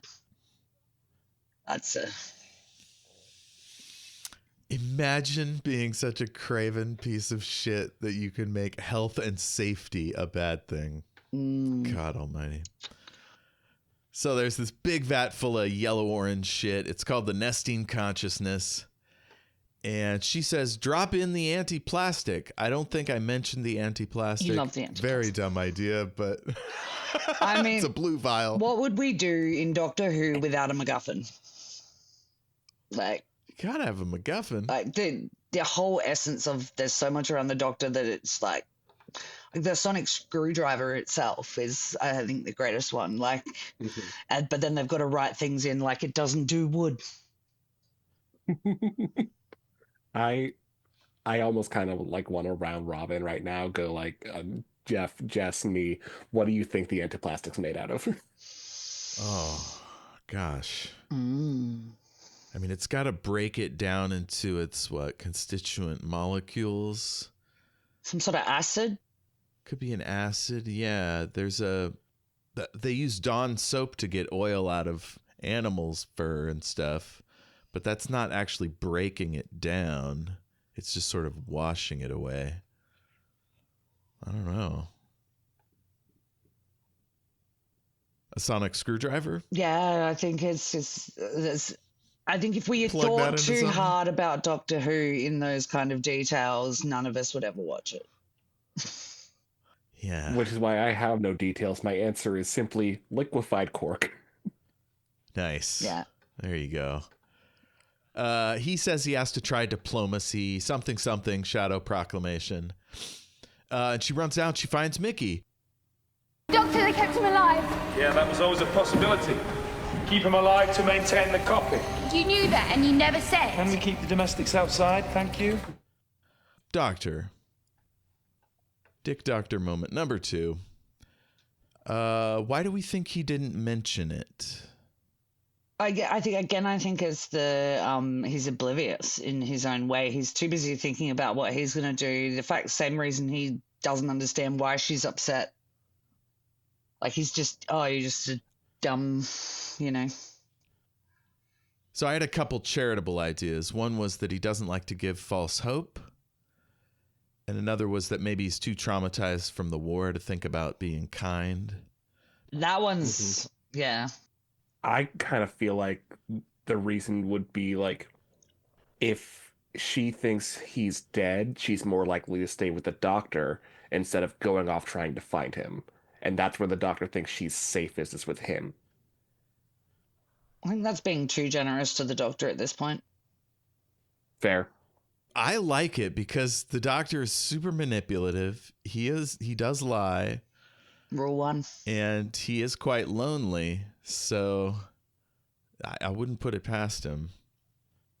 And she's proven herself to be smart at this point, and he's obviously coming around to the idea of bringing her along. Yeah. So he tells the Nestine to buzz off. This planet is just starting. These stupid little people have only just learned how to walk, but they're capable of so much more. It complains. He defends humanity. 2 Autons come over to hold him. They grab the anti-plastic. And he's like, oh, that thing, that was just insurance.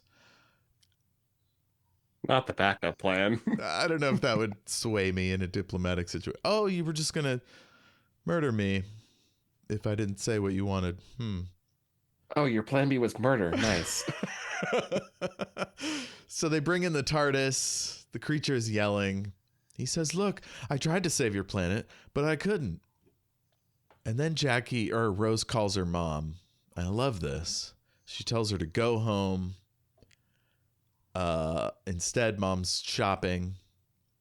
Let's see. Electricity shoots up out of the Nestine thing.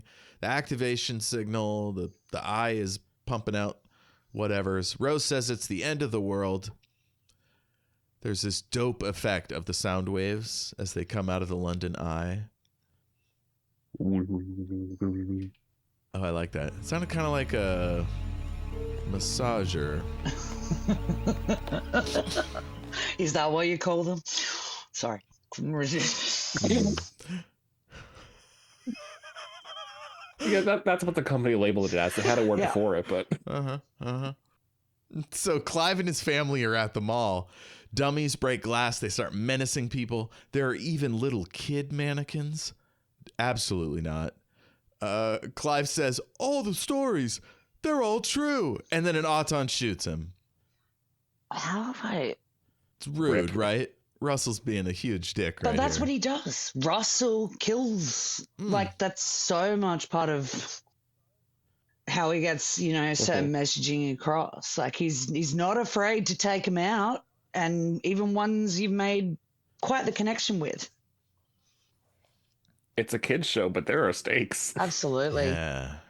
I did say that moment with the nest, with the nesting, like the autons coming out, and it gave me real zombie vibes. Like they were moving quite slowly, attacking people, running, screaming and stuff. It just really conjured the image of I'm talking slow moving zombies, obviously not the crazy running zombies, but it gave me very much that energy. Yeah, George Romero. Yeah. It was really interesting to watch them kind of like wake up and realize they had sentience before they immediately chose violence. Very odd. Yeah, like if they were a true fighting force, they'd just wake up and start shooting. But instead they're like, oh, I have a gun. I guess I'll shoot someone, It's very odd creatures. So the mall autons are blasting folks. Jackie Tyler runs away. She goes outside. Everyone's screaming. There are autons out here as well, shooting people. For some reason, they don't kill Jackie. I guess it's, main character armor. There's wedding gown autons. Oh, they're the best. Jackie has a great, hands out scream. With their awful, awful hair. Oh, those terrible wigs. The terrible wigs. Oh, it just really. God damn. Imagine if they lengthened and shot out at people like tentacles. Or became snakes, like Medusa style, all coming off in different directions. And I'm saying an opportunity was missed, and I really let me see the re-edit. Well, let's just write down tentacle autons for our spin-off episode. There are actually several fan-made auton movies or episodes or whatever that came out in the wilderness years. I love it. That was the period between classic and New Who. So Doctor's being menaced some more. Rose is thinking about helping him. Mickey tells her to leave him. Brides draw down on Mom. And Rose talks about how she doesn't have a future, which I thought was kind of sad. But she was a good gymnast, and she swoops over on a chain and kicks one of the baddies who happened to be holding the anti-plastic. The nesting consciousness is dead. The signal ends. The brides writhe around a bit. All the robots fall. Autons, excuse me.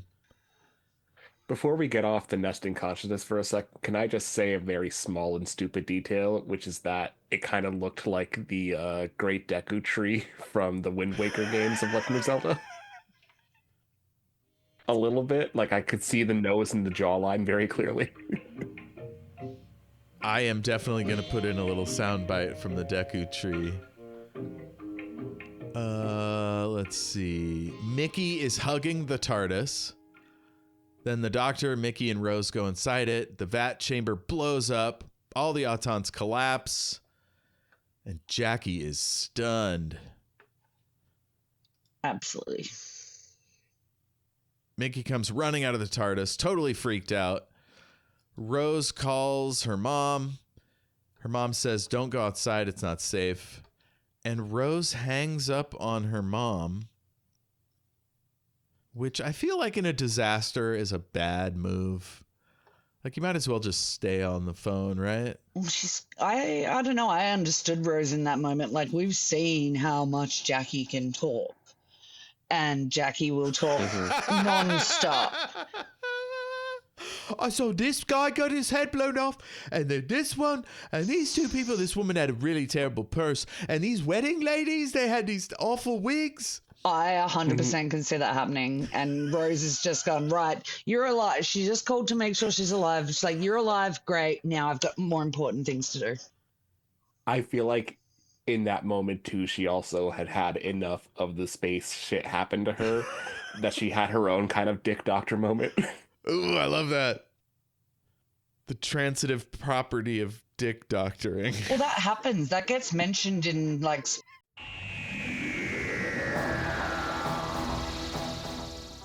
For the unspoiled listener, resume playback in 14 seconds.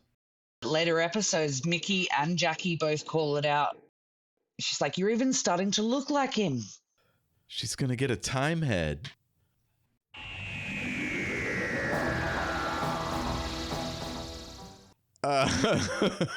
She checks on Mickey, who's being a total baby. The doctor thanks Rose for helping him, and then he invites her to go with him. This box isn't just a London Opry, you know. It goes anywhere in the universe, free of charge. Don't. She says she has to look after Mickey, which is another odd relationship dynamic. I have to look after this whimpering child. Mm-hmm. So I can't go with you. I think that comes up, like, that's a recurring theme with Rose and Mickey, though. She in Father's Day, I imprinted myself on him like a mother hen. Oh, yeah. The doc accepts, goes back inside. There's a weird noise. The breeze hits her hair again. And Mickey is being so pathetic. Mm-hmm. They start to leave, and I need you guys to look at this. You could do it after the episode, but Mickey looks like he just straight up dumped in his pants. The way he's moving. I know he's supposed to be holding his hip or something, but man. I thought it too. Look. I really did. The TARDIS returns and Doc says, by the way, did I mention it also travels in time?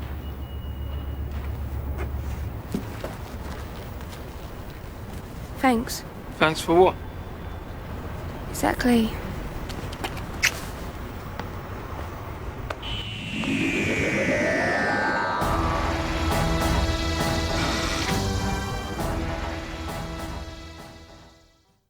And she says goodbye and runs off. Literally all she needed.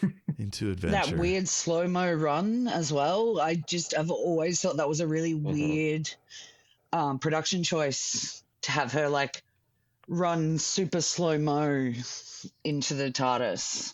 Yeah. And then King of Transitions, Star Wipe. Yes. Oh, yes. Logo goes across the screen. Fuck yeah. And then, yeah, we start seeing some of End of the World. So that was Rose. First episode, new series. There's no need to rate this thing. It's seminal. It's a masterwork. Yeah. So what are our final thoughts? How do we feel like this works as a season premiere? I think it's the ultimate jumping off point. If someone is genuinely going to get into Doctor Who, if they're not sure and they're just going to dip a toe in, I'll show them Blink. But if they're on board and they want to start watching it, I always say start from Rose. Mm-hmm. It's the blueprint. It kicks it off. It sets, I think you mentioned earlier, AJ, it sets the tone for how to introduce a companion that I think maintains throughout the series. Even with, Belinda and Ruby more recently, it's got that same, here's what we do. They very rarely stray from it. Like, it always ends up being like, okay, let's introduce them cold and then kind of have them interact with the Doctor. I think that's because the companion is meant to be us, right? Like, they're the one who translates the Doctor's adventures to the viewer at home. And so we need to have that and establish that emotional connection with the companion quickly. And, it's got to be a real, that's what, those quick little scenes with Rose at the very beginning, it really establishes who she is, what her life is, and it's show not tell. Like, especially if you're like a new viewer, it's important to get the companion perspective, because otherwise you're trying to get on board with this Doctor and you have no idea what's going on. Absolutely. He's very, it's very, you're not going to empathize with the Doctor easily. You need to, have that wow moment as the companion, bigger on the inside. I think there was a Doctor who famously wanted to have no companion and just talk to himself. It was a terrible idea. They didn't let him do it. Mm-hmm. But yeah, you need a human to ground the story in something ordinary people can relate to. Otherwise, it's just weird continuity. That's what the comic books are for, the Big Finish audios. But yeah, generally you need a human. Hot take, the people who hyperfixate and connect deeply with the Doctor are the same people who hyperfixate and connect with Rick from Rick and Morty. Ah, yes. That guy's values aren't quite as good, though. Not the best grandfather, father, human. I mean... Yeah, but, like, the Doctor still has his own kind of, like, semi-adhesive traits. The image that comes to mind is, Capaldi's Doctor particularly. He's quite the grumpy old man, and we've already got Clara established with Capaldi. Yes. So she's there to kind of hold our hand through how different this Doctor is, especially compared to Matt Smith. Mm-hmm. Okay, that's Rose. Let's do our goodbye to the casual viewer. Spoiler horn, mega warning.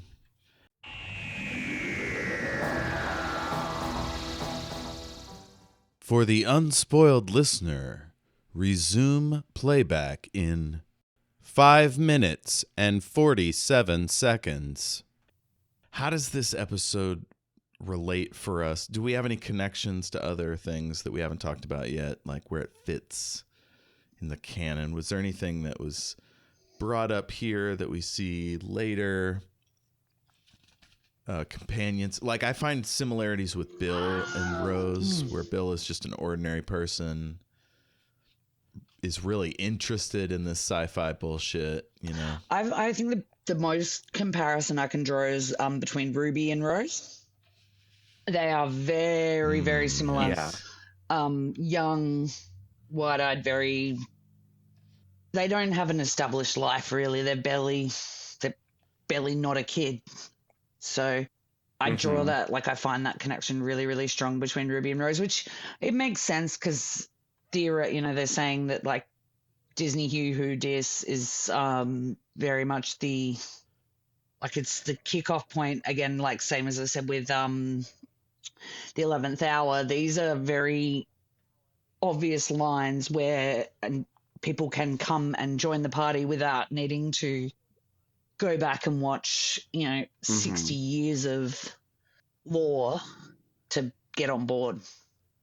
That's the type of companion you need in that role, whereas ones that come in later have less of that innocence, I guess, and having them be young means like it represents like a new viewer.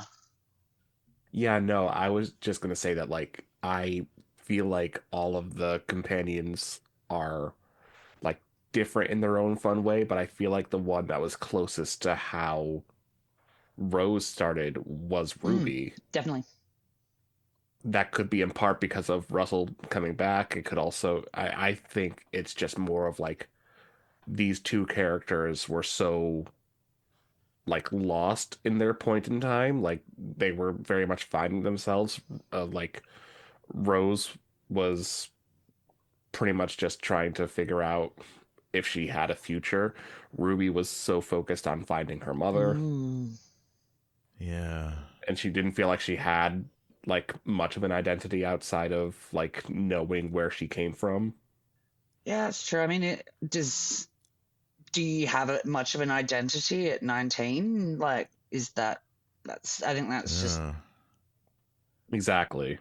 She has a leg up, though. She does play the keyboards in a band, which is pretty fucking cool. Yeah, true. And she's getting to be on a TV show. Like, I bet Rose would be pretty into that. Yeah, that's true. That's true. Yeah. They are different. I mean, aside from literally turning down all of those interviews. Oh, yes. She totally could have gotten on TV. That's fun. Oh, man. Did you have any other notes? Anything we didn't get to?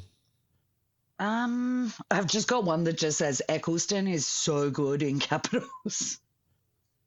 Yes. Such a great actor. Yeah, no, very early on, I have written down Chris Eccleston reminding me why he's the best modern Doctor of all time. Well, he's got a background in Shakespearean acting as well, which a few of them do. I know Russell says he considered himself very lucky to be able to get him because he had such an established career rather than someone who's just, blank slate, brand new. Mm-hmm. The other note I've got is just probably my favorite line from the episode, which is, lots of planets have a north. Yes. I love it. It is funny. Very English, though. I didn't write that down. Like, talking about a northern accent, that means something very specific in the UK. And he's so established there that, like, you'd think he would get it, and then he just doesn't. Yeah, I mean, true. Although this doctor is quite damaged and traumatized at this point, like, as we find out much later, with everything they having to make that choice that he makes. My only other note that I didn't get to was that it's been a while since I've revisited older episodes. I genuinely forgot that Rose and Mickey were a couple before the doctor came into the picture. Oh. Well, I mean, their relationship does not survive all this drama. No, sure the Definitely fuck not. doesn't. Definitely not. Poor Mickey. Poor Mickey. I mean, he finds his way in the end, and he has a big spoiler, right. but he winds up with both he and Martha is the whole, they're kind of the orphans of the Rose and Doctor's relationship. I hate the lovey-dovey between Rose and the Doctor, by the way. I don't think the Doctor should get involved with humans romantically. And companions. I don't like the kissing. It's not the Doctor. But that's just me being, don't ruin my childhood. Yeah.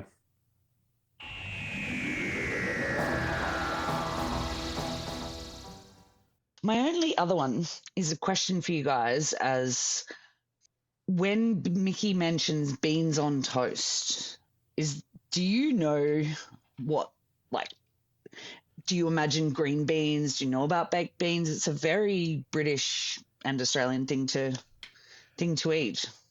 I only know about it conceptually. I don't think I would ever... Well, I can't say I would never try it. I feel like if I were in the country, I would try it just to try it. I don't think it was a thing that I would ever try and do here, mostly just because I don't like baked beans. Fair. The baked beans we get are usually this one brand that's super sweet. Are beans on toast in Britain, are they sweet? There's a at sweetness to them, but it's a savory meal. It comes with your bacon and eggs. Yeah. Okay. Yeah, no, it looks like all the pictures I've seen of it just look like a can of Bush's baked beans on a slice of bread. Yeah. Interesting. Yeah. I'm not opposed to it. Do you eat it with a fork, or do you a burrito it? Yeah, you chop it up. This is how I would eat it. Would just kind of chop it up, and your beans overflow off your toast as well. So you've got the toast in the middle, and it soaks up the sauce. Mm-hmm. And then, we do biscuits and gravy pretty much the same way. I was just about to say, now that we're thinking about it like that, I was just thinking we kind of do the same thing with biscuits and sausage. Yeah, that shit is good. It is. I love making that for breakfast. I'm intrigued by the American concept of biscuits, because for us, we've got the British, biscuits are cookies. If I say cookie, I usually specifically would mean referring to a chocolate chip one, like that imagery. But even them, they're still biscuits. Whereas what you guys have are more savory. I think you call them scones. Yeah, savory scone. Yeah. Because scones are usually sweet. Devonshire tea with the jam and the cream. It's traditional. Mm-hmm.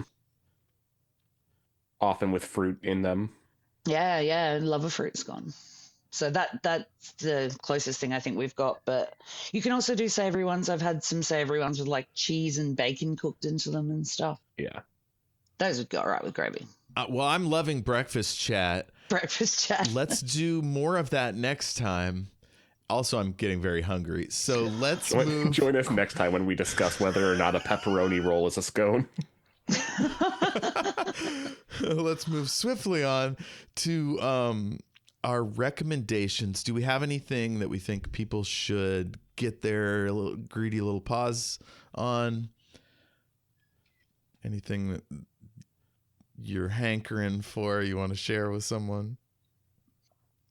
Only because I was just talking about it yesterday and it has rewormed its way into my brain. Ride the Cyclone. There's probably a bootleg of it online, but it is you'll probably have an easier time finding the soundtrack.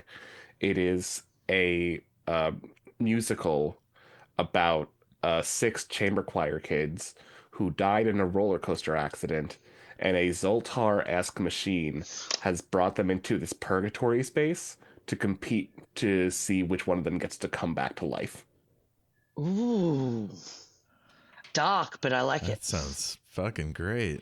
It does a really good job of like handling taboo and also making it incredibly funny, but also like bringing it right back around to a very deep meaning. Interesting. I love a musical. Big musical, big theatre go over here. I was actually, when we were talking about mythology earlier, I'm going to see Hadestown soon. Yes, I love that show. I'm really excited about it. I knew nothing. My friend who I go to musicals with just went, "Do you want to go see this?" As soon as I saw him, like, Orpheus and Eurydice, I'm in. Yeah, there's actually while we're talking musicals, if you get a chance ever to see Six the musical, yes, it is incredible. Like, something special, that one. And I love the story behind it because it just started as an Edinburgh Fringe show. It was just I think it was their project at uni, in a screenwriting class or like playwriting class, and they wrote this amazing musical based around the wives of Henry VIII, and it's so empowering. The version I saw was like all female band on stage with them as well, and completely inspirational. Like each of the queens is kind of sings in the style of is portrayed in the style of a different pop star, and the way they all flow together and support each other, and if you get a chance, eats every song slaps. Oh, first thing I did when I walked out of the theater on the train home was like, and I'm putting this soundtrack on my Spotify. There's also a really good video, which is a flash mob of the cast performing at the Tower of London with this huge crowd of women all singing and dancing along, and then the cast comes out, and it gives me goosebumps even talking about it, because it's such a great thing to see, particularly for you like young girls. It makes me really happy seeing young girls in the crowd to get that kind of empowered messaging off this very patriarchal historical story we've always heard. But that's one of my weird special interests is fascination with the British royal family going back a long way. I'm going to recommend a podcast to you later. Oh, please do. Yeah. But you mentioned Hadestown. Another one of my very fun interests as of late. If you haven't heard of the concept album Epic, it is essentially a musical version of the Odyssey. Oh, amazing. Amazing. I love the Odyssey. Excellent. All the music is incredible. All the different characters have their own little motif to them. Like, when you get to the part about Cersei, it is like full on like Bridgerton vibes. Oh yes. That sounds like a great time. I'm cautiously optimistic about the upcoming Christopher Nolan. Yep. If we were talking about the Odyssey, like most of the casting I feel good about. Tom Holland less sure of, but we'll see. But yeah, it's 9 albums. Each of the albums are like 4 to 5 songs. Cool. You're gonna love it. I remembered to have a pen with me this time, so I've been noting down all your recommendations because I think we've got a lot of taste in common. Hell yeah. Well, I would like to recommend I Hate Bill Maher. It's a brilliant podcast all about how the host hates Bill Maher. He goes through real time with Bill Maher episodes with guests, forces them to endure an episode, and then they talk about it. It's incredible. I've listened to almost all of them. I'm almost caught up. Bill Maher is a terrible stain on humanity, and it's fucking great. Also, I read your recommendation, Jesse, Ozma of Oz, a Marvel comic series. It's by Eric Shanower, and the art is by Scotty Young. It's gorgeous, beautiful, very well done. Highly recommend. Yeah, it's a good one. And yeah, I think that'll do it for me. How do people find you on the internet, AJ? Any social media space, type in AJ the Slayer. If it doesn't work that way, then add some underscores between each of the words. You'll probably find me. I am on a couple of podcasts. One I'm sure you're going to talk about, Jeff, but the other one is Christmastide, Ohio. It is a Kids on Bikes actual play podcast that takes place in a fictional Hallmark-esque town. Our children are currently in 5th grade, and we just kind of ride around town on bikes, solving mysteries, talking to ghosts, learning witchcraft. What? It is very fun. I also compose all of the music that goes onto that show, so it's a fun listen. I recommend it. That's so cool. Very cool.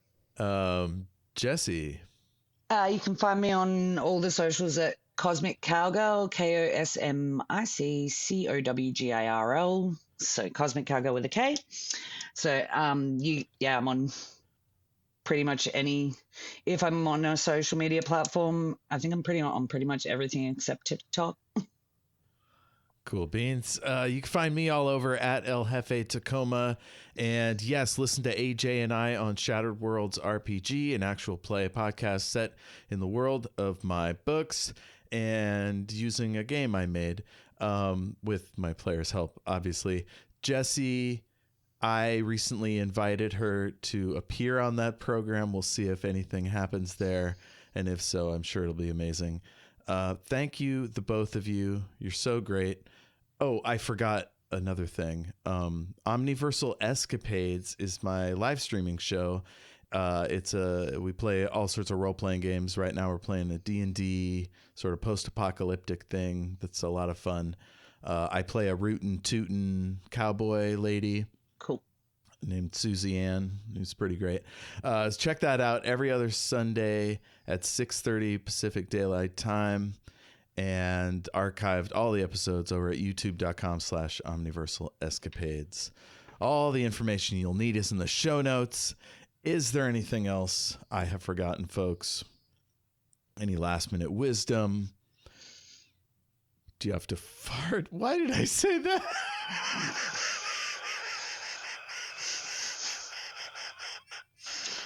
Funny you should mention it. I actually am a Sylvan, and I do need to fart real bad. Perfect. Well, I'm glad you held it in this whole time. We'll see where it goes from here. I blame Russell for bringing out the scatological talk. That's his fault. Fight him. I don't know. I love toilet humor. I will never. It never ceases to be funny to me.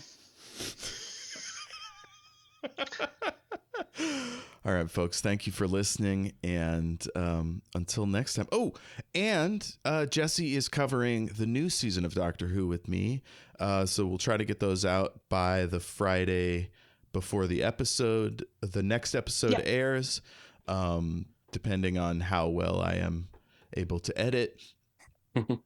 And that's been a lot of fun. I can't wait to do the next one. The first 2 episodes of the season, incredible. Oh, I hope they're all this good. So I'm very excited to continue to cover that.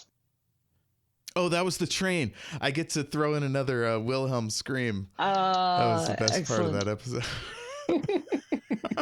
You actually heard the drop. It's probably not going to be on the recording again. I do have the windows open this time, so maybe that makes a difference. Love it. All right. Well, that's it for the show. I usually end these things with a quote. By the way, did I mention it also travels in time?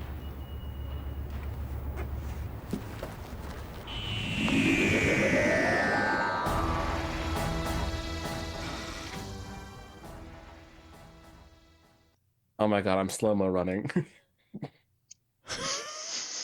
I don't think that was in the episode. Well, she slow-mo ran at the end. Yeah. I meant the line, that. But yes, of course.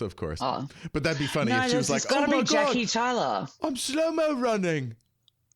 Jackie Tyler when she's like, "There's a man in my bedroom." Yeah.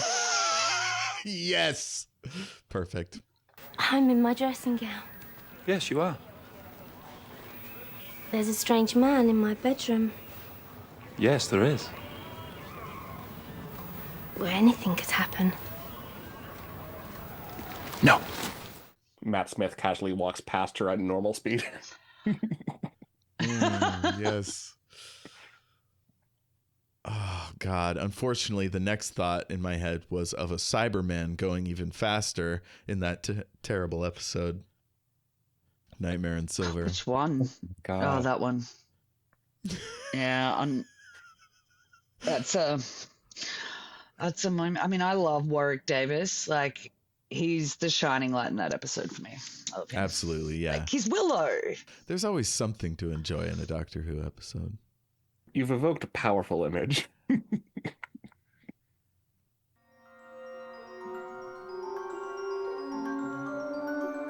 A huge thanks to James Lark of jameslark.co.uk for providing our wonderful theme song. Thank you, James.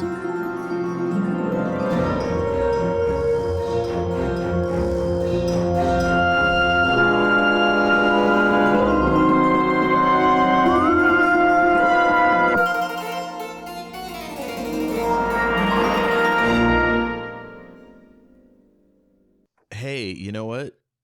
Keep rolling, and we'll do a 3, 2, 1 clap type thing. Okay. The thing we forgot to do last time. Yes. I just eyeball it. It's fine. 3, 2, 1. Oh, and then we're going to leave 10 seconds of silence to get the room tone. This is a new thing for AJ.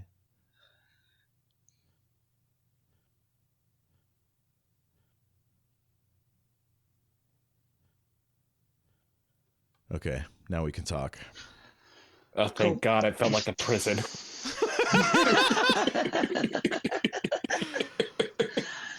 How dare you prevent my beautiful effervescent tones from entering the airways? Airwaves? That's what they're called. That's a scientific term for them. Trust me, I'm a vocalist. I guess airways first and then the airwaves through the vibration of microphone components and such. Yeah. You gotta let the throat flaps go for a little bit. Mm-hmm. Throat flaps sounds like a southern nickname. Throat. I'm Throat Flaps Reynolds, Tennessee. It makes me think like it could be a drag name. Oh yeah, Throat Flaps. I could see a drag queen going with that. Yeah, that'll probably do as a button. Is that what we call a cold open? Whatever. Cold sounds weird because it's like it's usually funny, at least on this show. Mm-hmm. If we do one. Yeah. Well, it fits if we're with what we're talking about today because it usually has a cold open at the beginning of an episode. So yeah. Great point. Before it feeds into the awesome theme song that is the ringtone on my phone.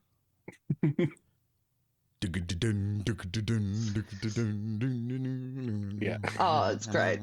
I feel like I haven't spent enough time in my life appreciating that all of the new doctors have cold opens for them. Oh, absolutely. And there's some really clever ones as well. There was a great one last season with the in the Devil's Court episode where oh yes, with the guy that had written tons of great songs but we had no idea who it was. That was a thinker. And then there was a little kid named Harry Arbinger. Yep. And then the maestro pops up out of the piano. The fabulous and wonderful Jinx Monsoon. God Amazing. bless. Oh, I was saw so Jinx Monsoon do Grey Gardens in Seattle she was amazing. Once. Oh, yeah. Her oh, little man. Edie is perfection. Mm-hmm. It was so good. She's absolutely incredible. I was actually at the live show the night that it was announced that she'd won All Stars 7. She was performing in Melbourne, and so we had it was Jinx and Bandela Creme, but it was just all Jinx focused because she was the star of the moment. Yeah, Ben really does take more of a backseat as far as like the writing, the composing, and all that. Ben still performs, I'm pretty sure, but I feel like that's where their talent lies. Definitely, they've produced a lot of the stuff for Jinx that I've seen, and always amazing. Mm-hmm. Have you listened to I'm 40% podcast? I have not. It's Jinx Monsoon's Futurama podcast. What? I did not know that existed. They're only up through a season and a half, or she's only up through a season and a half. So it's like, I've been waiting for over a year. I'm like, I need more content.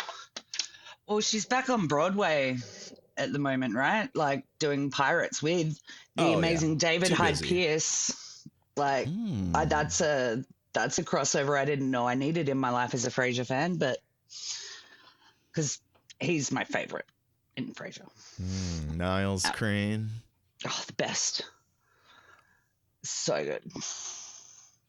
But yeah, no, he's the very model of a modern Major General. Oh, it's that play? Yeah, well, it's a variation, so it's not the proper Pirates of Penzance. Yeah, it's just called Pirates though, so they're doing their own kind of adaptation of it, whereas it's not like directly faithful to the Gilbert and Sullivan, but it looks pretty cool. I've seen some footage from rehearsals and stuff. It's got Jinx and David Hyde Pierce. How can you go wrong? That's fantastic. Simply cannot. Wow. Definitely. But like, how did we get on drag? But then the Devil's Chord, Jinx Monsoon in Doctor Who. And also the drag name Throat Flaps. Throat Flaps. Maybe that's got to be the end point, right? Oh, so good. Jessie's back. Hi. Thanks for having me back. That's when you're supposed to say hi. Oh, sorry, I stepped all over your hi. Let's try it again. So that's the ground rules. AJ, when you're done laughing. By the way, I just have to congratulate myself, Bill Maher style, for making someone laugh. You did that. Go off, King. Resetting. Mama. I know. It's on the telly. She's lucky to be alive. Honestly, it's aged her. Skin like an old Bible. Walking in now, you'd think I was her daughter.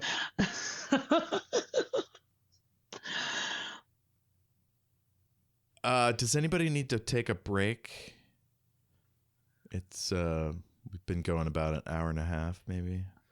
I'm all good.